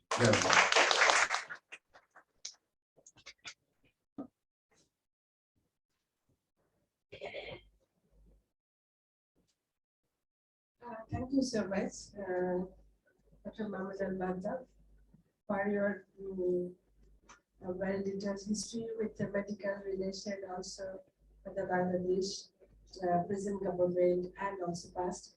Many of you are really become better of these things. Thank you very much.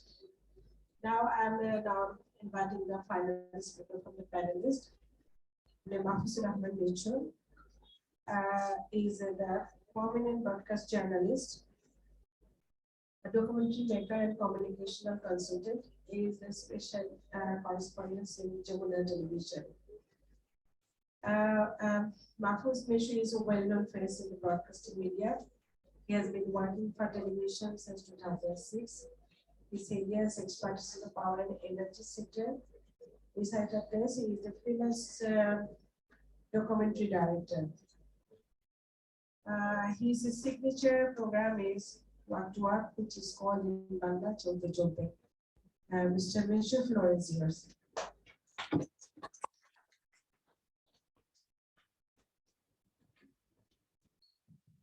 Thank you, Appa. Respected panelists, Professor Michael. As Appa said, nothing is related with this topic. But I am here again for the organizers, especially Conor Munirul Islam. And so far I understand everything has been told by Professor, to respected Professor Shafin and Professor Mandir sir. So in that case, key things I just want to add with this. Number one, what is history? And number two, what is development? And I just try to understand what's the correlation between history and development. Or is there any correlation between history and development? So these three are my questions. Being a journalist, I should already raise that question. And these are the questions came from the paper as well as the panelist discussion. The basic thing is what I think I'm not a professor. So what history is like? Rural people like me. Now I am 40 or 41 years. So the history, my life history is where I born, from where I came. So history is the root. So if you want to judge me, then you have to know my history. If I want to judge you, then I have to judge your history, from where you come, where is the root. That is also applicable for any development project, for any country, for any presentation, for any idea and its implementation. So for me, as a practitioner, I would like to understand history in this way. Perhaps I may wrong, so I may correct. And second thing is the development. The narrative of development is changing every day. Once upon a time, development was only in some figures, the GDP, GNP, and some other things. But when we are in the SDG area, Bangladesh is doing very good in MTG, and when we are going to implement SDG, then development is a vast area. So here development is everything, but everything for whom? Everything for me. I mean the population. I mean the people. I mean the people of the country. So if any project which can't change any positive change in the life of its people, then that's not development. That's also my understanding. And now, Shopin Bhai said broadly, what's the relation between history and the path of a country? A country like Bangladesh is a 1,000 years of history. And in this perspective, if we saw Bangladesh, where we were basically, this generation we have seen, we don't get the chance to see the liberation war, the 1971, but where we were and where we are now, and where we are supposed to be, and especially the countries who are being independent in the same times when Bangladesh became independent from Pakistan in 1971, where they are, and why we are not there. That history briefly told by Professor Mamunal Mahathir Shopin.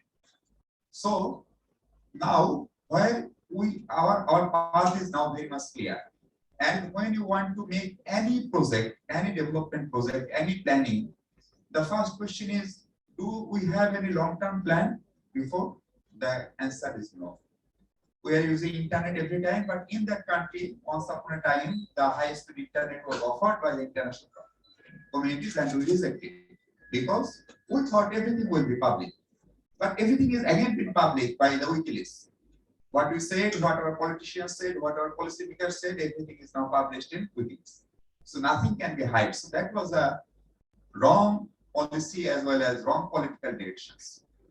From then, now, when in 2008, 2007-8, when 111 government is there, and when the election date is being declared in 2008, then the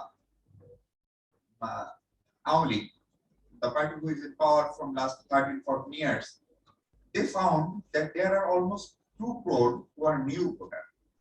Because 8 years there is no election, they are going to vote for the first time in their life. And they found what's their demand, what really they want.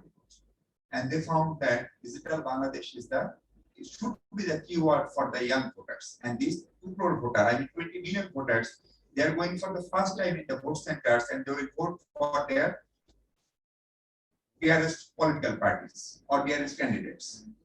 And people have to take it and only get a great win, 267 seats out of 300, if I am not wrong. So history says that people need change and people want something new. And after that, now mega project is going on. And every Professor Monjur sir said, every development has a local impact and it should have a localized version. If the local people don't want to own that project or own that development work, that would never be successful. Shopil Bhai is there. Bangladesh was very affected when 2020 the COVID started. It was said that millions of people will died in the road in COVID, but finally it did not happen. Even when India stopped sending vaccine due to their own bad situation, then it also we are very worried where we can get vaccination, where we can get COVID vaccine. But now the situation is 80% of Bangladeshi people, they are not taking the third dose, I mean booster dose. And this vaccine is very much available because of Ramadan was there, and as the COVID infection rate is very high, no people die, so people are not so interested. But we have the vaccine, and this vaccination program is very much successful. And Bangladesh is one of the first 5 countries in the world who have done excellent job with vaccination.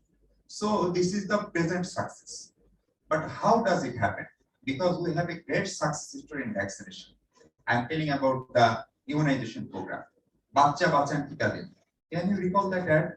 That on when any mother heard this, if you don't go for vaccine for your child will die. That was the power of communication. So there was no anti-vaccine campaign here in Bangladesh. And COVAX, that's an initiative from UN. They know that Bangladesh has a set channel of vaccination. Our people are very much efficient, and in a day, 1 crore plus people took vaccine. So that's a miracle, that's a history.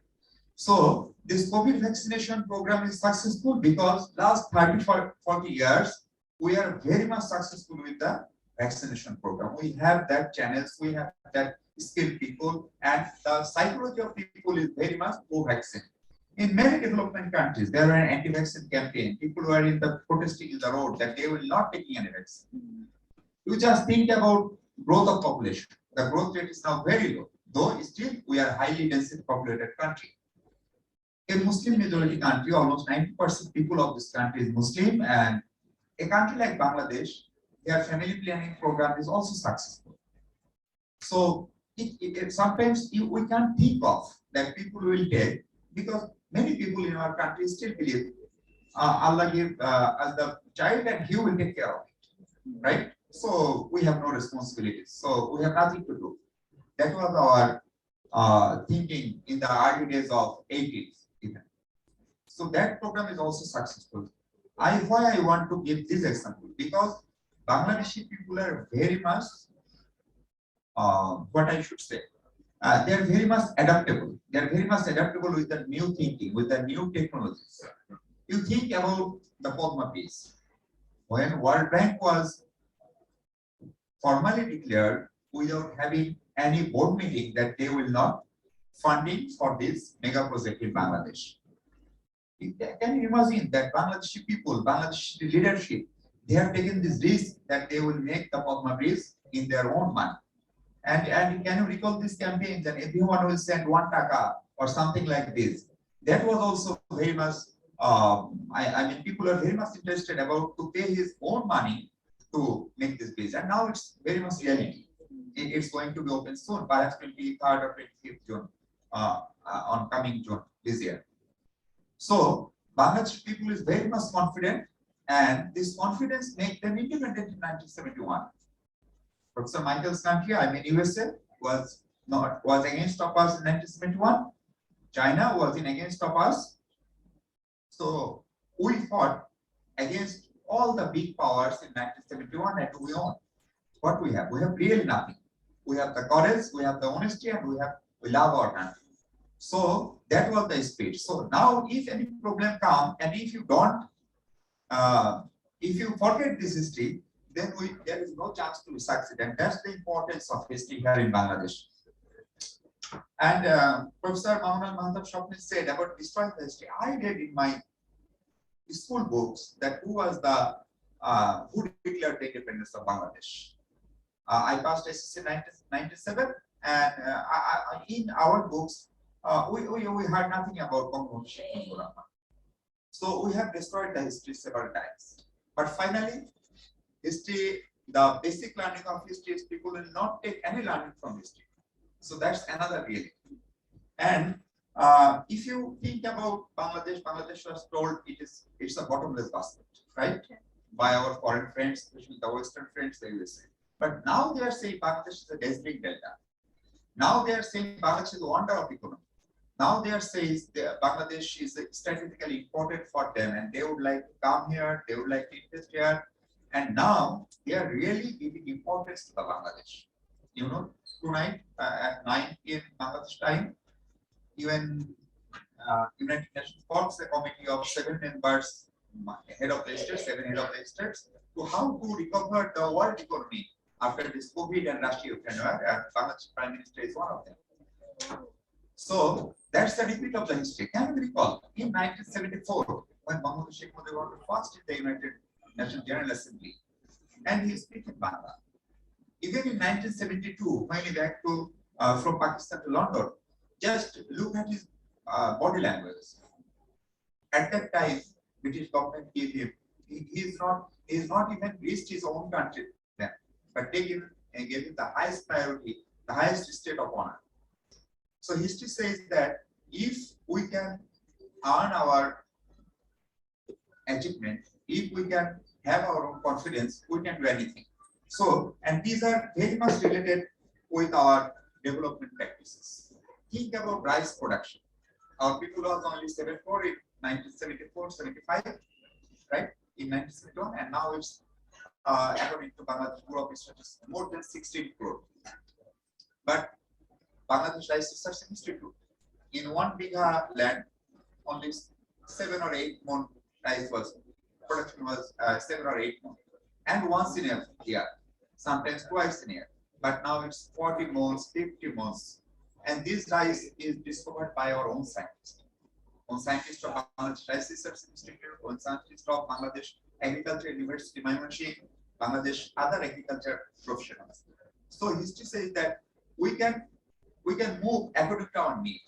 So that's again our own achievement. The whole world is suffering from different kind of crises, especially recently we are going through soybean crisis. But how can we forget? We have our own oil.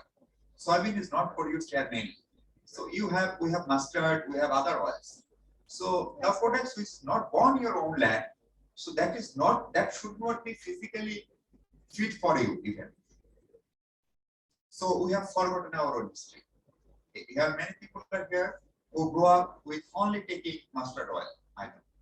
But here are also some people who have never taken mustard oil. So if we can depend on our own property, on our own asset, on our own culture, that can also be applicable with our development activities. As I'm covering the power and energy, the biggest power plant now is the Paira, and that is far away from Dhaka. And when perhaps Abul Kalam Azad was the then power secretary, and when they find out the land for this Paira power plant, that's 1,320 megawatt, the road was very devastating. It was very tough to reach there. I just asked him, how do you select this place to make a mega power plant? They said, Prime Minister Sheikh Hasina have find this place by the Google. And she knows where she can make 1,320 megawatt power plant. And now the total this area, Paira area has changed because of this power plant. At the same time, Paira have an unique experience. They have acquired land from the local people, and they make a fantastic housing project, and that is the largest housing project for the landowner in the Asia. And they called it Shopnet Tikana. They have everything there. They have schools, they have madrasas, they have mosques, they have pond, they have walking area, they have medical center, everything. So it's like a city. The same experience is in Matarbari, Coxbazaar. The people in this area, but basically they are living on, they are salt farmer. They are farming salt from many years ago. So there is a big question. If that land is acquired by the government and make the power plant there, then what will be the future of these salt producers? Does it make any crisis for our salt, daily salt demand? So the policymakers took some decision. They find out another job for them, and they have to use some industrialization of salt making, and then they are implementing this project there. And only 5 years, only 3 years were JICA spent almost 3 years for the land survey and research.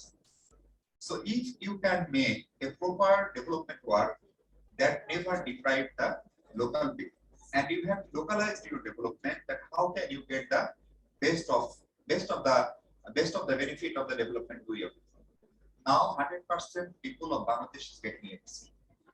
And that was a terrible thing. That was terrible thing. Even we can't even think of that all the people will get the electricity. Even in my life, we were several times we went to rural electrification board, giving talking with some influential people to get electricity connection. But now the REB is going to the people's home and say, please you get connection in a single time. So vision is very much needed because we have to know where we will go.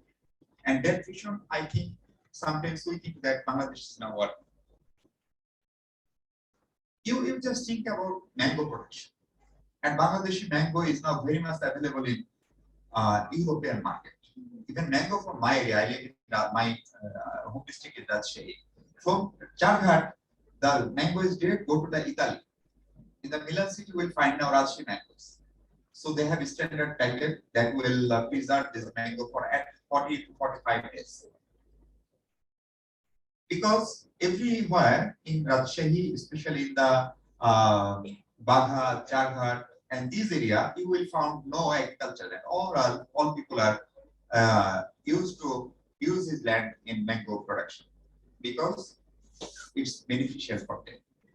But local market, they don't have enough market, so they also export it to the Europe. But several times, in some Bangladeshi companies who are blending these mangoes in very cheap, and they mix other things with the mangoes like pumpkin and others, and they make some juice or mango juice. Now people are not deprived. Even you have also seen in some part the people are fall down their milk, cow's milk in the road because they don't get the price. Same thing happens with the onion this year. Onion price is very high in the Dhaka or in the cities, but the farmers don't get their price. And 2 years ago, you can recall that there was serious onion crisis. And at that time, the agriculture ministry was instructed from the head of the government to increase the onion production, and that increase in last 2 years more than 20%. And this year, what happened? This year, we always make the news that India stopped importing onions. But this year, Bangladesh stopped taking onions from India because our farmers is not getting price. And now government can fix the price that farmers should get at least 25 to 30 taka for 1 kg piyaz, because otherwise farmers will be lost. And for the balance of the market, they stop importing onion right now from India. So development history and government strategy is very much interlinked. So if government understands the pulse of the people, then it's possible. Now, many things is going on. Some people say Bangladesh should be Sri Lanka. Even some people are praying that if Bangladesh should be Sri Lanka. And some people said it would never happen, that Bangladesh should never be Sri Lanka. But if you think it logically, why Sri Lanka is big like this? Because Sri Lanka's basic income source was the tourism. And before COVID, there was a massive attack, massive terrorism attack. That creates a great fear among the European tourists and other foreigners. So tourists were not coming from 2019 even. So last 3 years, financial year 2019, 2020, 2021, they don't get any foreign currency. So that's the big crisis. So if Bangladesh have own reserve, if Bangladesh have enough food production, if Bangladesh have courage, if Bangladesh have proper policy, as well as definitely political stability, then Bangladesh should never be Sri Lanka. That's another analysis. I like to finish by saying that the Bangladesh is now a role model. Many criticism is going on regarding our NGO activities, but still BRAC is a model all over the world. Except Bangladesh, 31 or 32 countries taking this model. And if you think about Osaline, ORS, that was also popularized to the people by these NGOs. If you think about immunization, besides government, that was also popularized by our development partners, I mean NGOs. If you think about family planning activities, that was also popularized by our government as well as private sectors. Now, definitely we have some challenges between history and development. Definitely, people say we have some unrealistic project. Which project is realistic and which project is unrealistic, which project is not, which project should be vulnerable, that should be identified definitely. We have to learn from the history. Sri Lanka is definitely history for the South Asia. Because many people said, as I am covering diplomatic affairs also, many people said, if India have a very good relation with its neighbor, I mean India, as well as their partner, I mean America, then Rajapaksa government will never fall. So neighbor is a big factor. How do you interact with your neighbor? You know, we have a big crisis with our another neighbor, Myanmar. But we know nothing about Myanmar. Nobody in this room can tell any artist of from Myanmar. But we know everything about India. Indian president, Indian thousands of actors, actresses, as well as everything we know. Because we know each other.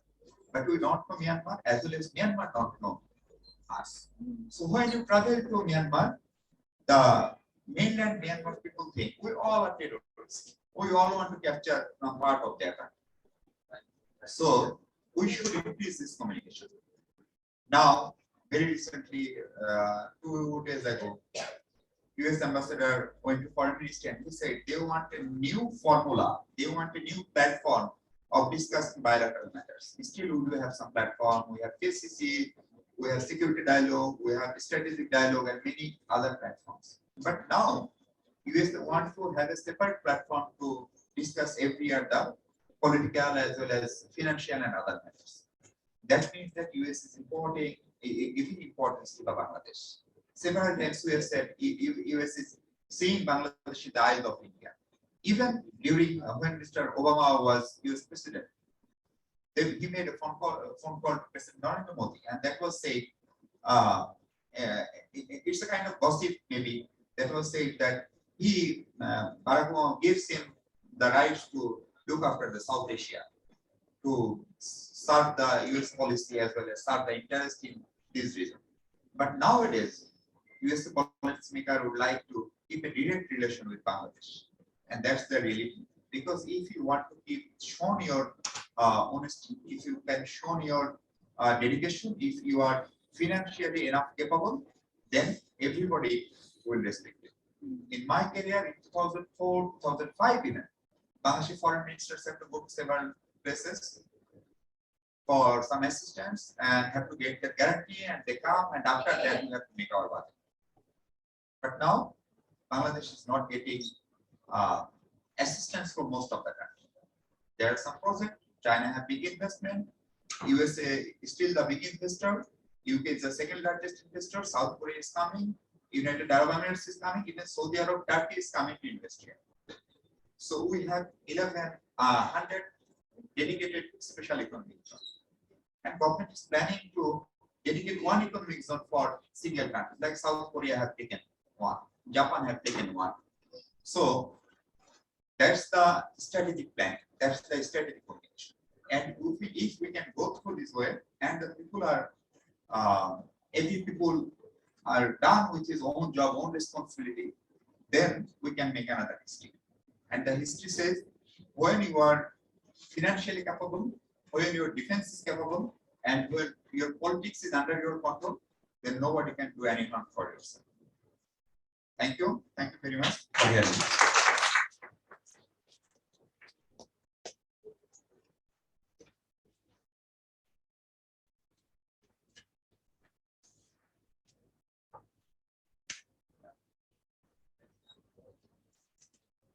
So thank you, Ambassador Manmeshu, your very wonderful discussion and contribution. We really appreciate all of your contribution and discussion. We have just done our panelist discussion. Now we are taking 3 to 5 questions from the floor. I'm requesting to make question very sharp and specific. Then it will be helpful for our panelists and the keynote speaker to answer your question. Or you can write your question and submit to us with that.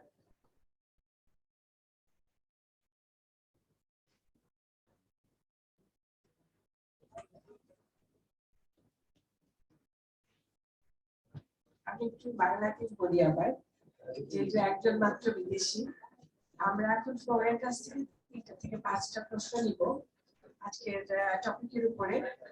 প্রশ্নটা যদি সুনিশ্চিতভাবে লিখে দেওয়া হয় বা বলা হয়, তাহলে প্যানেলিস্টদের জন্য এটা অ্যান্সার করা সহজ হবে।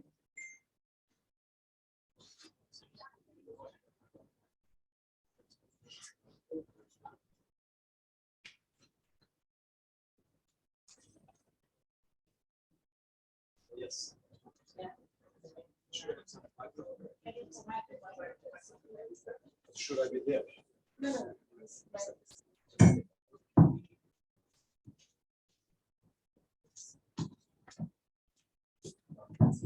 Thanks, Ingrid. Just please introduce yourself Yeah, first. This is Dr. Abdul Samad. I'm the Associate Professor of History of Dhaka University. So thanks, Ingrid, Michael, for the wonderful presentation. This is the first part of the presentation. But it's really, I'm really wondering. This is the seminar on history and development. Interesting enough, there is no history, expert, especially Bangladesh history expert in this very panel. It's very interesting to me. And even the organizer haven't mentioned the identity of Michael. He's the professor of history, but he has written that Michael Gapsha, the professor of James Madison University, Virginia, USA. There is no mention of the word history. It's very interesting. Anyways, so I guess, Michael, your time frame of research is of 1970s and 80s, is it? Isn't it for this chapter? For this chapter, yes. All right. So you're basically focusing on the history. I think it's not 40. It is. It's not 40. Anyways, so your main focus is basically the history of development of Bangladesh and some other, I guess, 3 countries, right? Well, yeah, I mean, development projects, development NGOs in Exactly. Bangladesh in the 70s. Your main time frame is basically of 1970s and 80s, Yeah. is it? Right. So interestingly, the most of the panelists as well, they have basically focused on the very recent development of history, as it seems to me interesting as well. Anyways, so history is basically one step. The reading history is basically 1 step forward and 2 step backward, isn't it? So once it was told that what Bengal thinks today, all other parts of India thinks tomorrow. So if we would like to know the history of Bangladesh, the development of Bangladesh, definitely we have to go back. What Professor Manzar Ahmad said very wonderful. We have to go back. So if you would like to analyze the development history of 1970s, 1980s of Bangladesh, you must have to go back at least 2 decades at the time of the Pakistani regime. You have to know that. And most importantly, history is basically some things that really helps us understand the present in the context of the past, isn't it? So since I should be very brief, right? So my question to Michael, you're basically working on development of history of Bangladesh, and you're basically trying to compare the history of Bangladesh with some other couple of countries development, isn't it? So first of all, you have to know, Bangladesh basically experienced a long-term colonial rule, the internal colonial rule like Pakistan colonial rule, etc., etc. And most importantly, the concept of development, as you said in your research, and the concept of development of some other countries, maybe it is the part of the global north. You're basically working on global south, comparing to some other parts of Africa and some other regions, isn't it? So definitely the pattern of development of your question, Sure. please. So the pattern of development of global south and the pattern of development of some other parts of the world must be different. So my second argument is that, and my second question to you as well, it was back in 1970s when the representative from your country, you used to say that Bangladesh is basically an example of bottomless basket, isn't it? But these days you are claiming that this is the miracle of development. So it's a kind of paradox, isn't it? So I think there should not have any paradox in history. whatever is development history or whatever is economic history or whatever is political history. So my question to you, what is the current, strand of the historians of your country about the development of this global south, especially Bangladesh? Thanks indeed.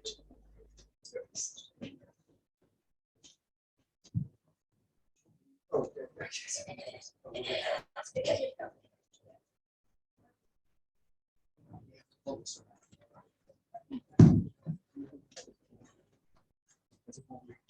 Yeah, maybe we should have it, right?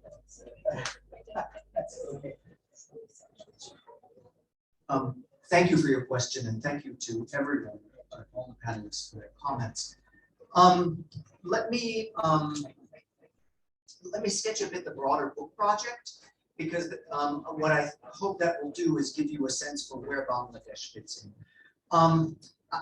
It's true that a chapter will focus on Bangladesh in the 70s and 80s. One of the ironies of writing a history is that in some sense you always have to begin somewhere, and as a result you're always cutting off something before that. So there's this, it's almost as if there's an ahistorical moment just in beginning to write a history.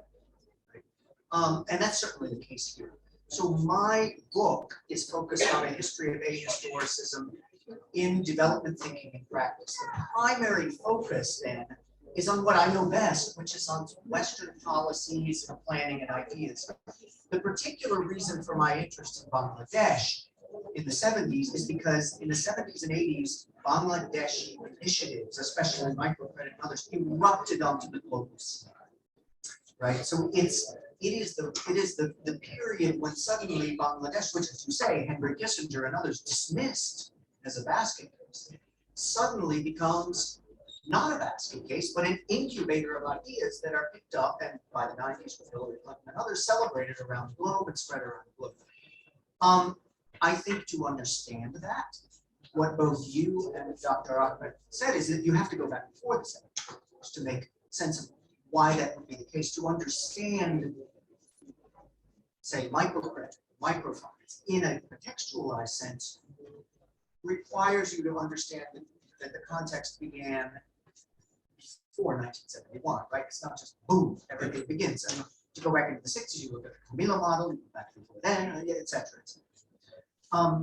So I do hope, of course, to sketch that out, but the big question I'm asking then is why on earth in the 70s and 80s does Bangladesh become such a prominent feature of the global development scene, 70s, 80s, and 90s?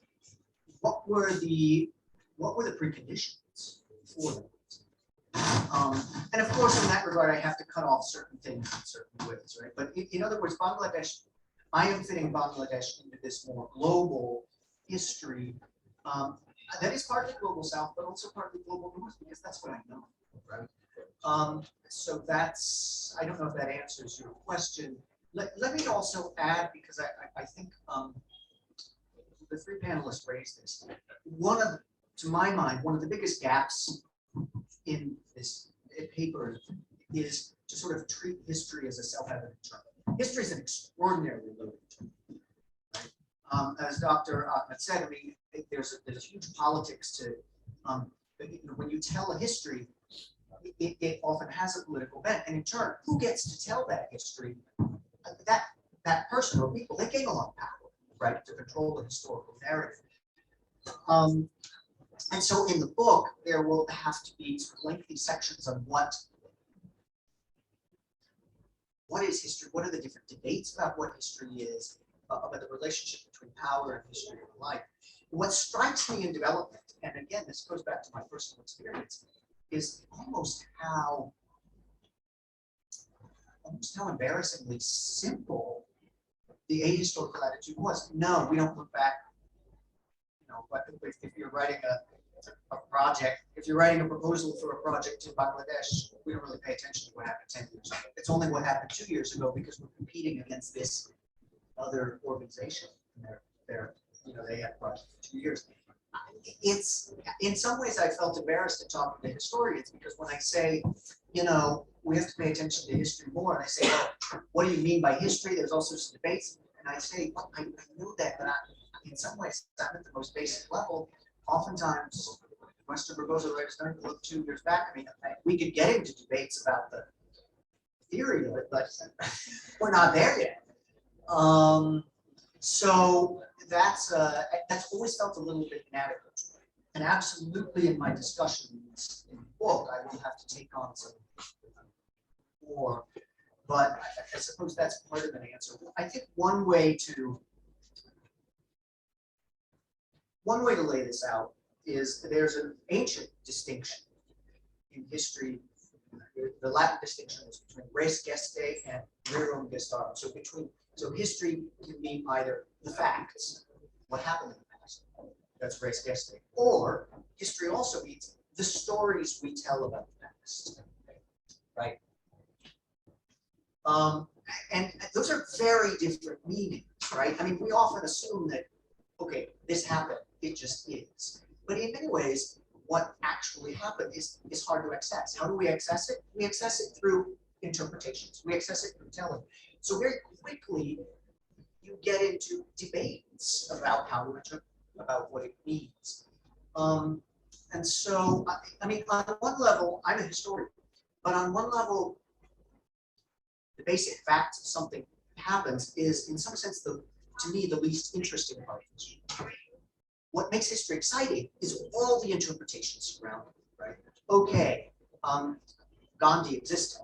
Right, that's a fact. We know Gandhi existed, fine. But that's, okay, so what, right? What's interesting is what you say, what we do, what we think about him, what were the debates about his movement.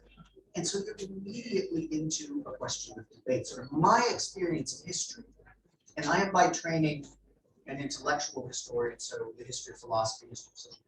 My experience of history is a realm of vast debates. And in some sense, when I think about development ideas, when I look to history, I think it's a realm of people debating things, people introducing new ideas, people getting into heated arguments, a realm of possibilities, a realm of ideas, a realm of the imagination, right? Not just this happened in 1971, this happened in 1975. Yes, that's important. But to me, the interesting stuff is those wider debates. And I think in some ways that's where development can be enriched by a fuller understanding, let's say, of the NGO and state initiatives in the 1970s. Just the other day, I was talking to Imran Mati, and I was asking him about state programs versus NGO programs, and he said, well, there's this whole host of different institutions that weren't really big NGOs, but they were rooted in religion, and it was this whole different category that I had never imagined. That, to me, is what history can do. It can open up the imagination. What? This thing, I don't even have a name. That's the answer. Can I just quickly add, and I would not contest with your remarks, but first I would thank Professor Michael to come here as a historian and open a window for all of us through this sort of forum. And other learned panelists, thank you very much. I am Dr. Salim, a former Brigadier General of Bangladesh, and I just retired from Army last December. But I would just relate with the the views of panelists and why I became a historian, so that don't take me personally. I went to Canada to do a PhD program in the Department of History. Being a telecom engineer, I went to history department, and my subject was the United Nations Peace Operation, because world values Bangladesh history considering our participation in United Nations Peace Operation. So I got scholarship by doing it. While doing and studying the history, because I studied history back in school, that's it. Up to grade year 8, 9, that's it. It finishes there. Then it was my mere reading of books and journals. When I was studying history of Africa, colonization, decolonization, UN peace operation, all this linking, I took my personal interest to study history of Bangladesh, to be specific, the Asian history, the colonization of this. And that, through that, further organization came in. Then I went to Dalhousie University to present my paper on Bangladesh, history of Bangladesh.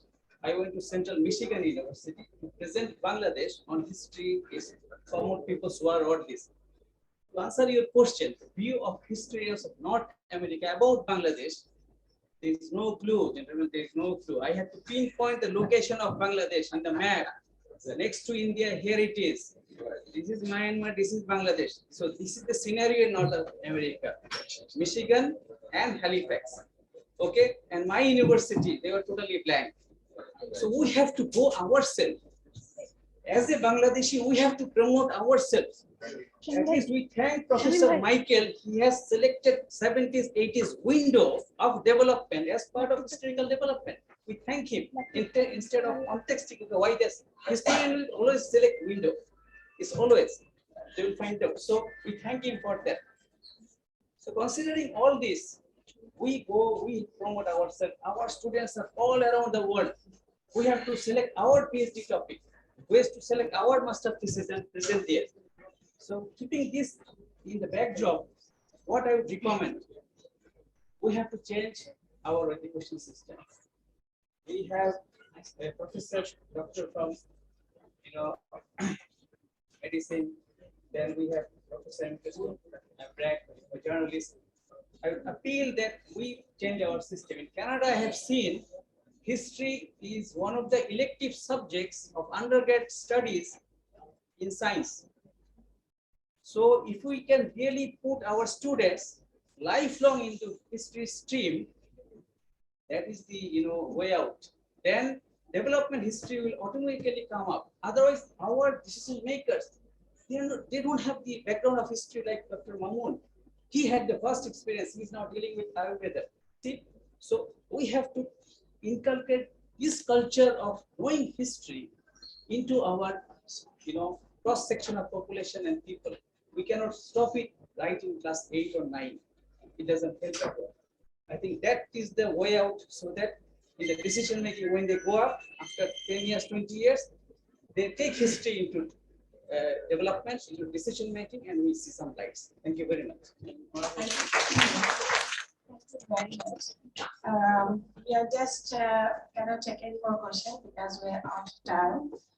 My responsibility was to summarize the whole discussion, but I think it is very difficult because it's very diverse, very wide, and very nice discussion. And thank you very much to Dr. Michael to bring such an issue that this organization can run a few more sessions, few more discussion, maybe new research for Bangladesh. So thank you very much. Few words I like to share here from my own perspectives. That all we agree with the panelists that history is important for the development. And it proves that without history, without context, without community, without people, if any leader take any decision, if your organization take any decision, it never exists. It is not sustainable. I am not NGO. It is not sustainable development. So now we are really working everyone for the SDG. So now it is the time we should consider when we are doing midterm review. Does the SDG really, based on the context, based on the history, are you really considering our past, our success, and also the failure? I also like to endorse one very important issue which was raised by Michael, that planning and practicing, it's very important to know the history. We always say this is the root cause analysis, the contextual analysis, but history is more wider and more important.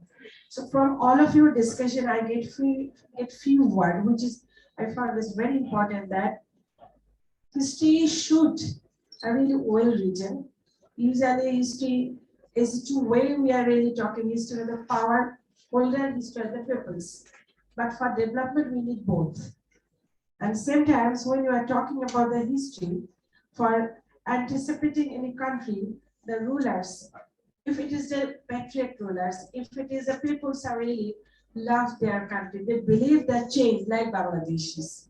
If you start with 52, or the Titumirid Bashir Tilla, anywhere, if you know the history of Bengal, we are really such a nation, we are really such a people.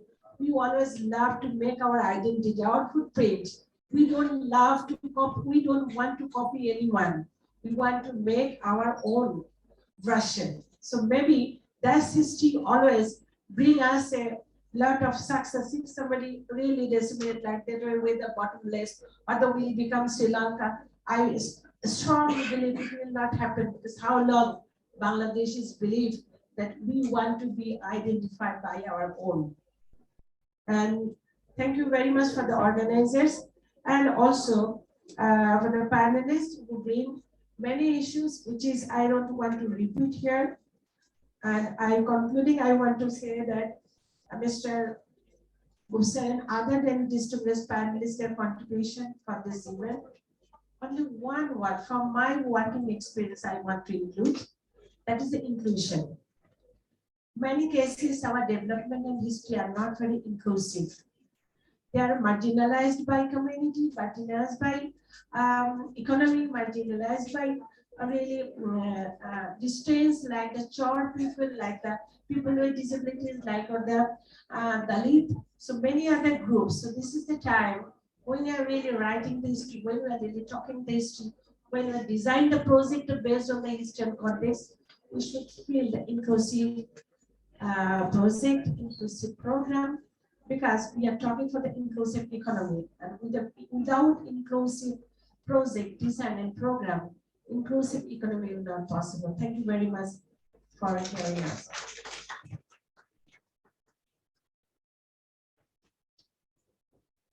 Now I'm going to hand over to Annie, please. Take the. Thank you.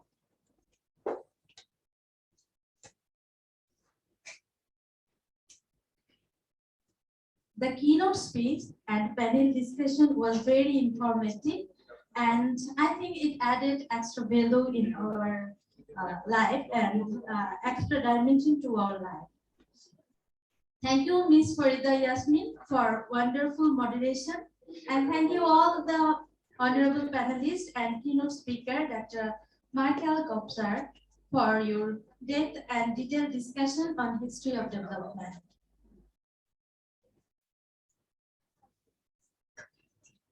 As a token of love and gratitude, on behalf of GCFIL and Open Access Bangladesh, we want to honor our honorable keynote speaker and distinguished panelists by giving crest of honor. Now, I would like to invite Dr. Milan Khan to hand over the crest to Dr. Manjur Ahmed, Professor Emeritus, Bright University. Dr. Milan Khan.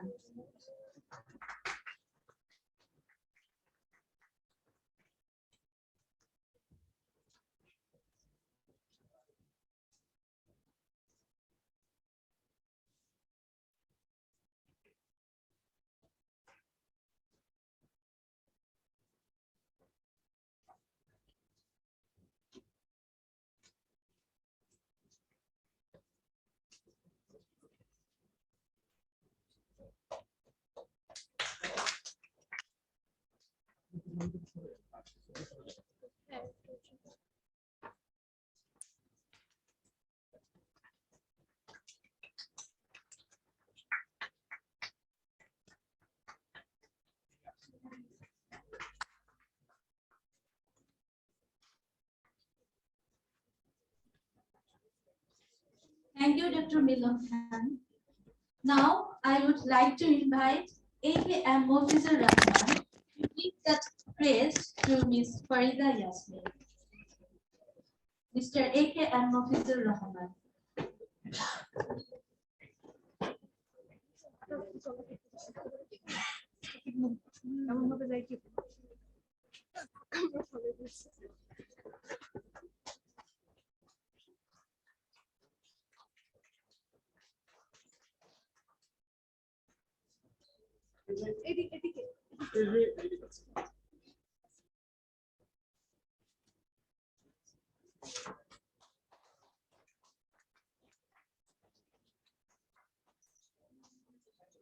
Thank you, Mr. Mofizur Rahman. Now, I would like to invite Lutful Hafiz Sagar to hand over the case to Dr. Mamun Al Mahata, Head, Division of Interventional Haptology, Bangladesh Sheikh Mujibur Rahman Medical University. Mr. Lutful Hafiz Shagar.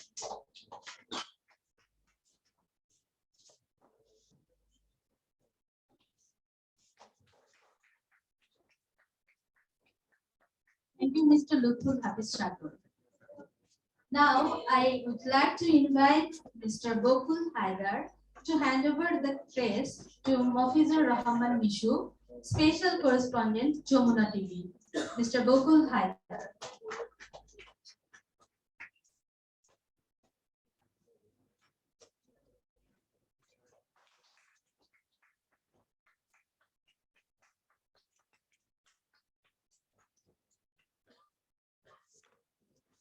Thank you, Mr. Gokul Haidar.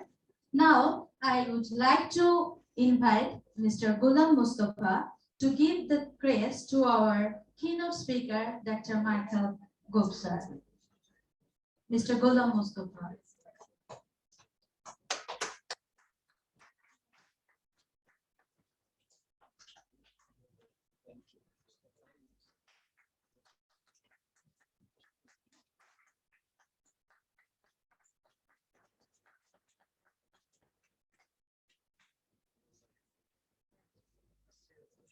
Thank you very much.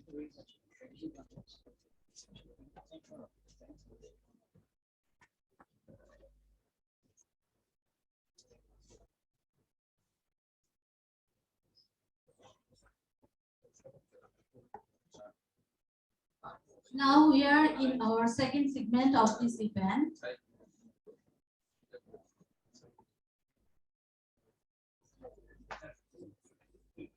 Thank you, keynote speaker and all the panelists for your valuable discussion and taking time for your valuable personal and professional schedule. Thank you very much.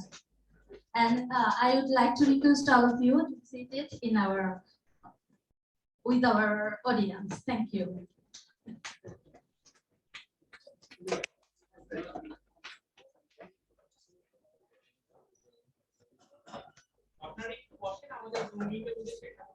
Please be seated. We are almost done. We are in our second part.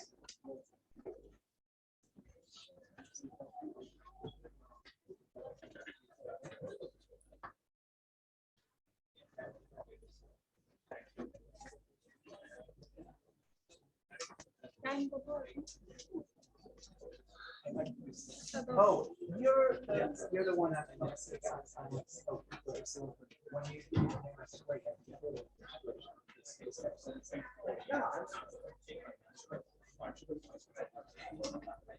It is said that a generation which ignores history has no past and no future. We want to build our future on the ground of our glorious history.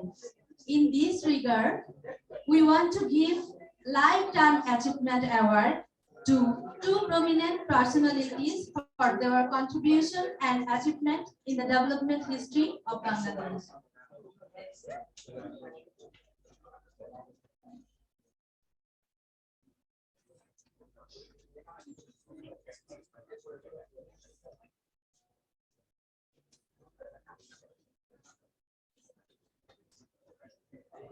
Now, I would like to invite Mr. Ghulam Mustafa to be seated on the stage. Please, Mr. Ghulam Mustafa.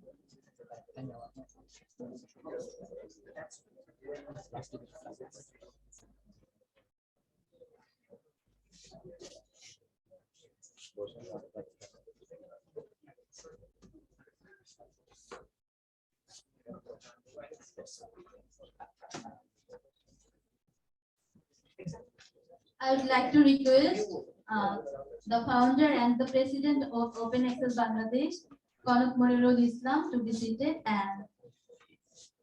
and Kaji Shomio Shish, Senior Research Fellow, Center for Advanced Research in Arts and Social Science, University of Dhaka. Thank you. Before hand over the Lifetime Achievement Award, I want to introduce our honorable Lifetime Achievement Award achiever with you.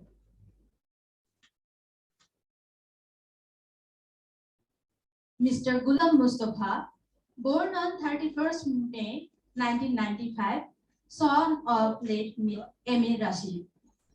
He completed his master's degree from the University of Dhaka and joined in the business in the year of 1972. At present, Mr. Mustafa is the proprietor of Haqqani Publishers and chairman of Center for Legal Studies BD Limited, the MOB International Limited, Delta Services Limited, and Center for Development and Policy Research Limited. Mr. Mustafa is a person of high scholastic aptitude and has the bent of mind to develop the country's publishing sector as per with international standard. He has published numerous books of eminent local and foreign authors. He also encourages the brilliant and promising writers by publishing their works. He is a member of Afro-Asian Book Council.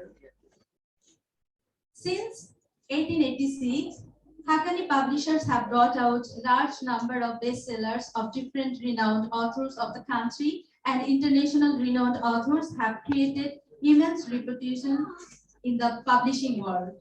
A remarkable project in publishing was initiated and completed by Haqqani, the monumental reprint of the historical work, The Documents of Independence War, edited by poet Hassan Hafizur Rahman in 15 volumes.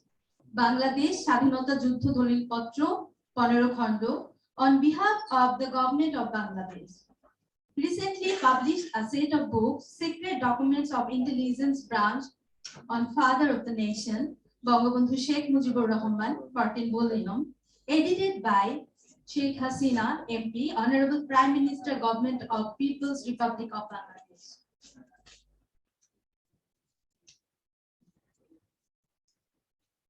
The motto of Mr. Ghulam Mustafa is to establish a knowledge-based society for the generation to come. Now, I would like to request our keynote speaker, Michael Gobser, to hand over the Uttorio. Oh, sorry, to hand over the praise to Mr. Ghulam Mustafa.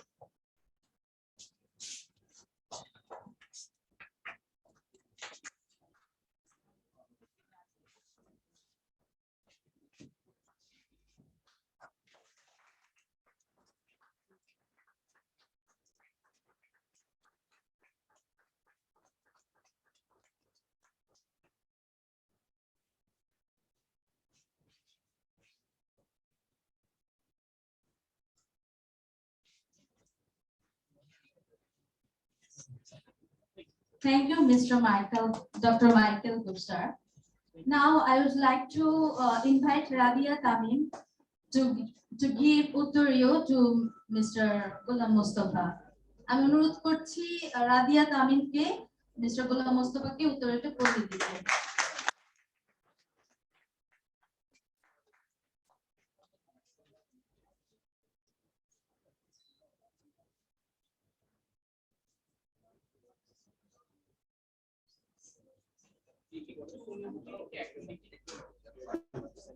Now I would like to request the Lifetime Award achiever to express his feelings with us, Mr. Ghulam Mustafa.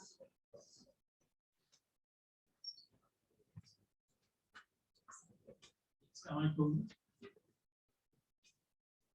অনেক ধন্যবাদ আপনাদেরকে বাংলাদেশের medical organisation তারা যে আমাদের মধ্যে একজন প্রকাশনা জগতের বড় সম্মান দেয় এমনি তো বাংলাদেশে লেখকদের সম্মান খুব একটা সেভাবে হয় না, এবং আমাদের এখানে যারা প্রত্যেককে ছিলেন বইয়ের জগতে তারাও খুব সম্মান নিয়ে যেতে পারছেন, সম্মান করেছেন, সেরকম খুব একটা দেখি। কিন্তু যেমন মনে করেন আমাদের এখানে মুক্তধারায় যিনি প্রত্যেককে ছিলেন আমাদের চিত্তরঞ্জন সাহা বা ইউপিএল আমাদের মহিউদ্দিন ভাই বা যারা ছিলেন কাউকে কিন্তু খুব একটা সম্মানিত সেভাবে করা হয়নি। আগে সরকারিভাবে বলে সরকারিভাবে কখনই এরকম দেখা যায় পাঠকরাও ঠিক আছে তাদের জগতে তাদের কিছু বলে দেবে কিন্তু যারাই শিক্ষিতদের জন্য দরকার শিক্ষিত মানুষের জীবনে ইহকালই পাওয়া উচিত কিন্তু আমাদের এখানে দেখা যায় মরণোত্তর স্বীকৃতি দেওয়ার জন্য তাতে যাই হোক আপনারা যে আমাদেরকে আজকে আমাকে যে সম্মান দিলেন এই জন্য সত্যি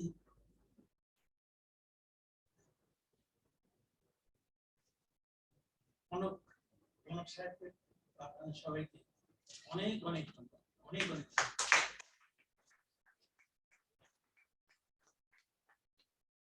Thank you, Mr. Ghulam Mustafa.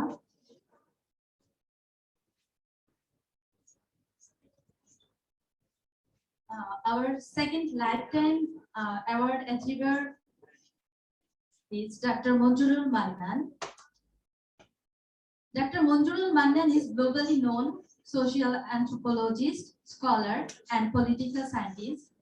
He has an intimate understanding of the culture, political, economic, and social issues of Bangladesh and South Asia. He has over 26 publications in journals and as a book chapters, presented 30 papers in international conferences, and written over 35 research and evaluation reports on topics ranging from development, technology, the competences of NGO managers, fundamentalism, gender, environment, partnership, ethnicity and settlement, and microcredit. He has PhD in social anthropology and development from Durham University, UK, and MPhil degree on social anthropology from the University of Bergen, Norway, and MSc in political science from the University of Dhaka. His recently published book, BRAG, Global Policy Language and Women in Bangladesh, Transformation and Manipulation, was published by the State University of New York Press, USA, and now a textbook in many development studies programs around the world. For some unavoidable circumstances, Dr. Monjurul Mamun is not present here today. So on behalf of him, I would like to request Mr. Saifullah Sadiq to receive his honorarium Uttariyu. The crest, sorry. Mr. Saifullah Sadiq.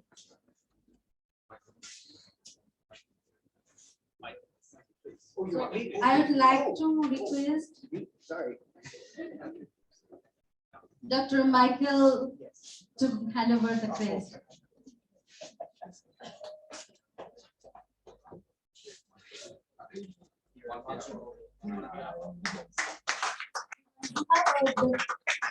Dr. Monjurul Mannan, Mr.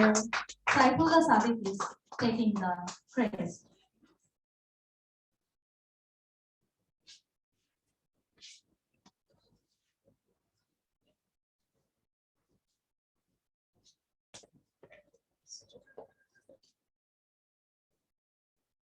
Now, I would like to invite Mr. Monirul Islam Kono, the President Open Access Bangladesh Officials PM Office, to give his vote of thanks. Distinguished guests, ladies and gentlemen, and all participants. A warm and grateful evening, everyone. And it's my privilege to propose a vote of thanks on behalf of Open Access Bangladesh and GCFIL. I would like to extend my heartfelt gratitude and to esteemed guest, our keynote speaker, Professor Dr. Mikhail Gupta, who came all the way from USA and spent time from his speech schedule. And his speech surely encouraged our enthusiastic mind towards development history. And I also thanks to our panelists, Dr. Munjur Ahmed, Dr. Mamun Al-Mahtab, and Mahfuzur Rahman Vishu, and their thoughtful discussion. Their discussion surely enlightened us. I would round to appeal to the moderator, Ms. Farida Yasmin, and our host, Ms. Annie Cooch, for their flawless performance throughout the event. Last but not the least, a big thanks to our guests our program management, our volunteers, and each one of you who made this event successful. Have a great time. Go ahead. Thank you. Thank you all. I would like to request Samyashish to give the vote of thanks. I think Mike, you know dhanyabad. You know that me. So I can switch to Bangla. আপনারা আজকের এই গরমের মধ্যে সময় মতো এসেছেন সেই জন্য আপনাদের সকলকে ধন্যবাদ এবং জাস্ট দুটো ছোট ঘোষণা দিয়ে আমাদের আজকে অনুষ্ঠান শেষ করছি সেটা হচ্ছে যে বাইরে একটি স্ন্যাক্স এর ব্যবস্থা আছে আপনারা যাওয়ার সময় দয়া করে স্ন্যাক্স টি কালেক্ট করবেন এবং যারা যারা রেজিস্ট্রেশন করেছেন পাশে আমাদের টেবিলে তাদের সার্টিফিকেটটা নিতে ওখানে আপনাদের নামগুলো আছে okay now good night and hope to see you again in the near future. Thank you.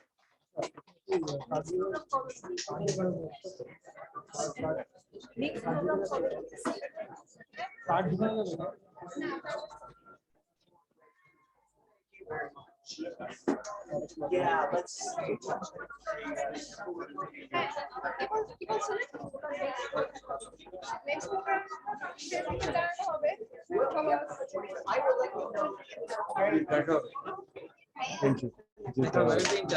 Thank you. Thank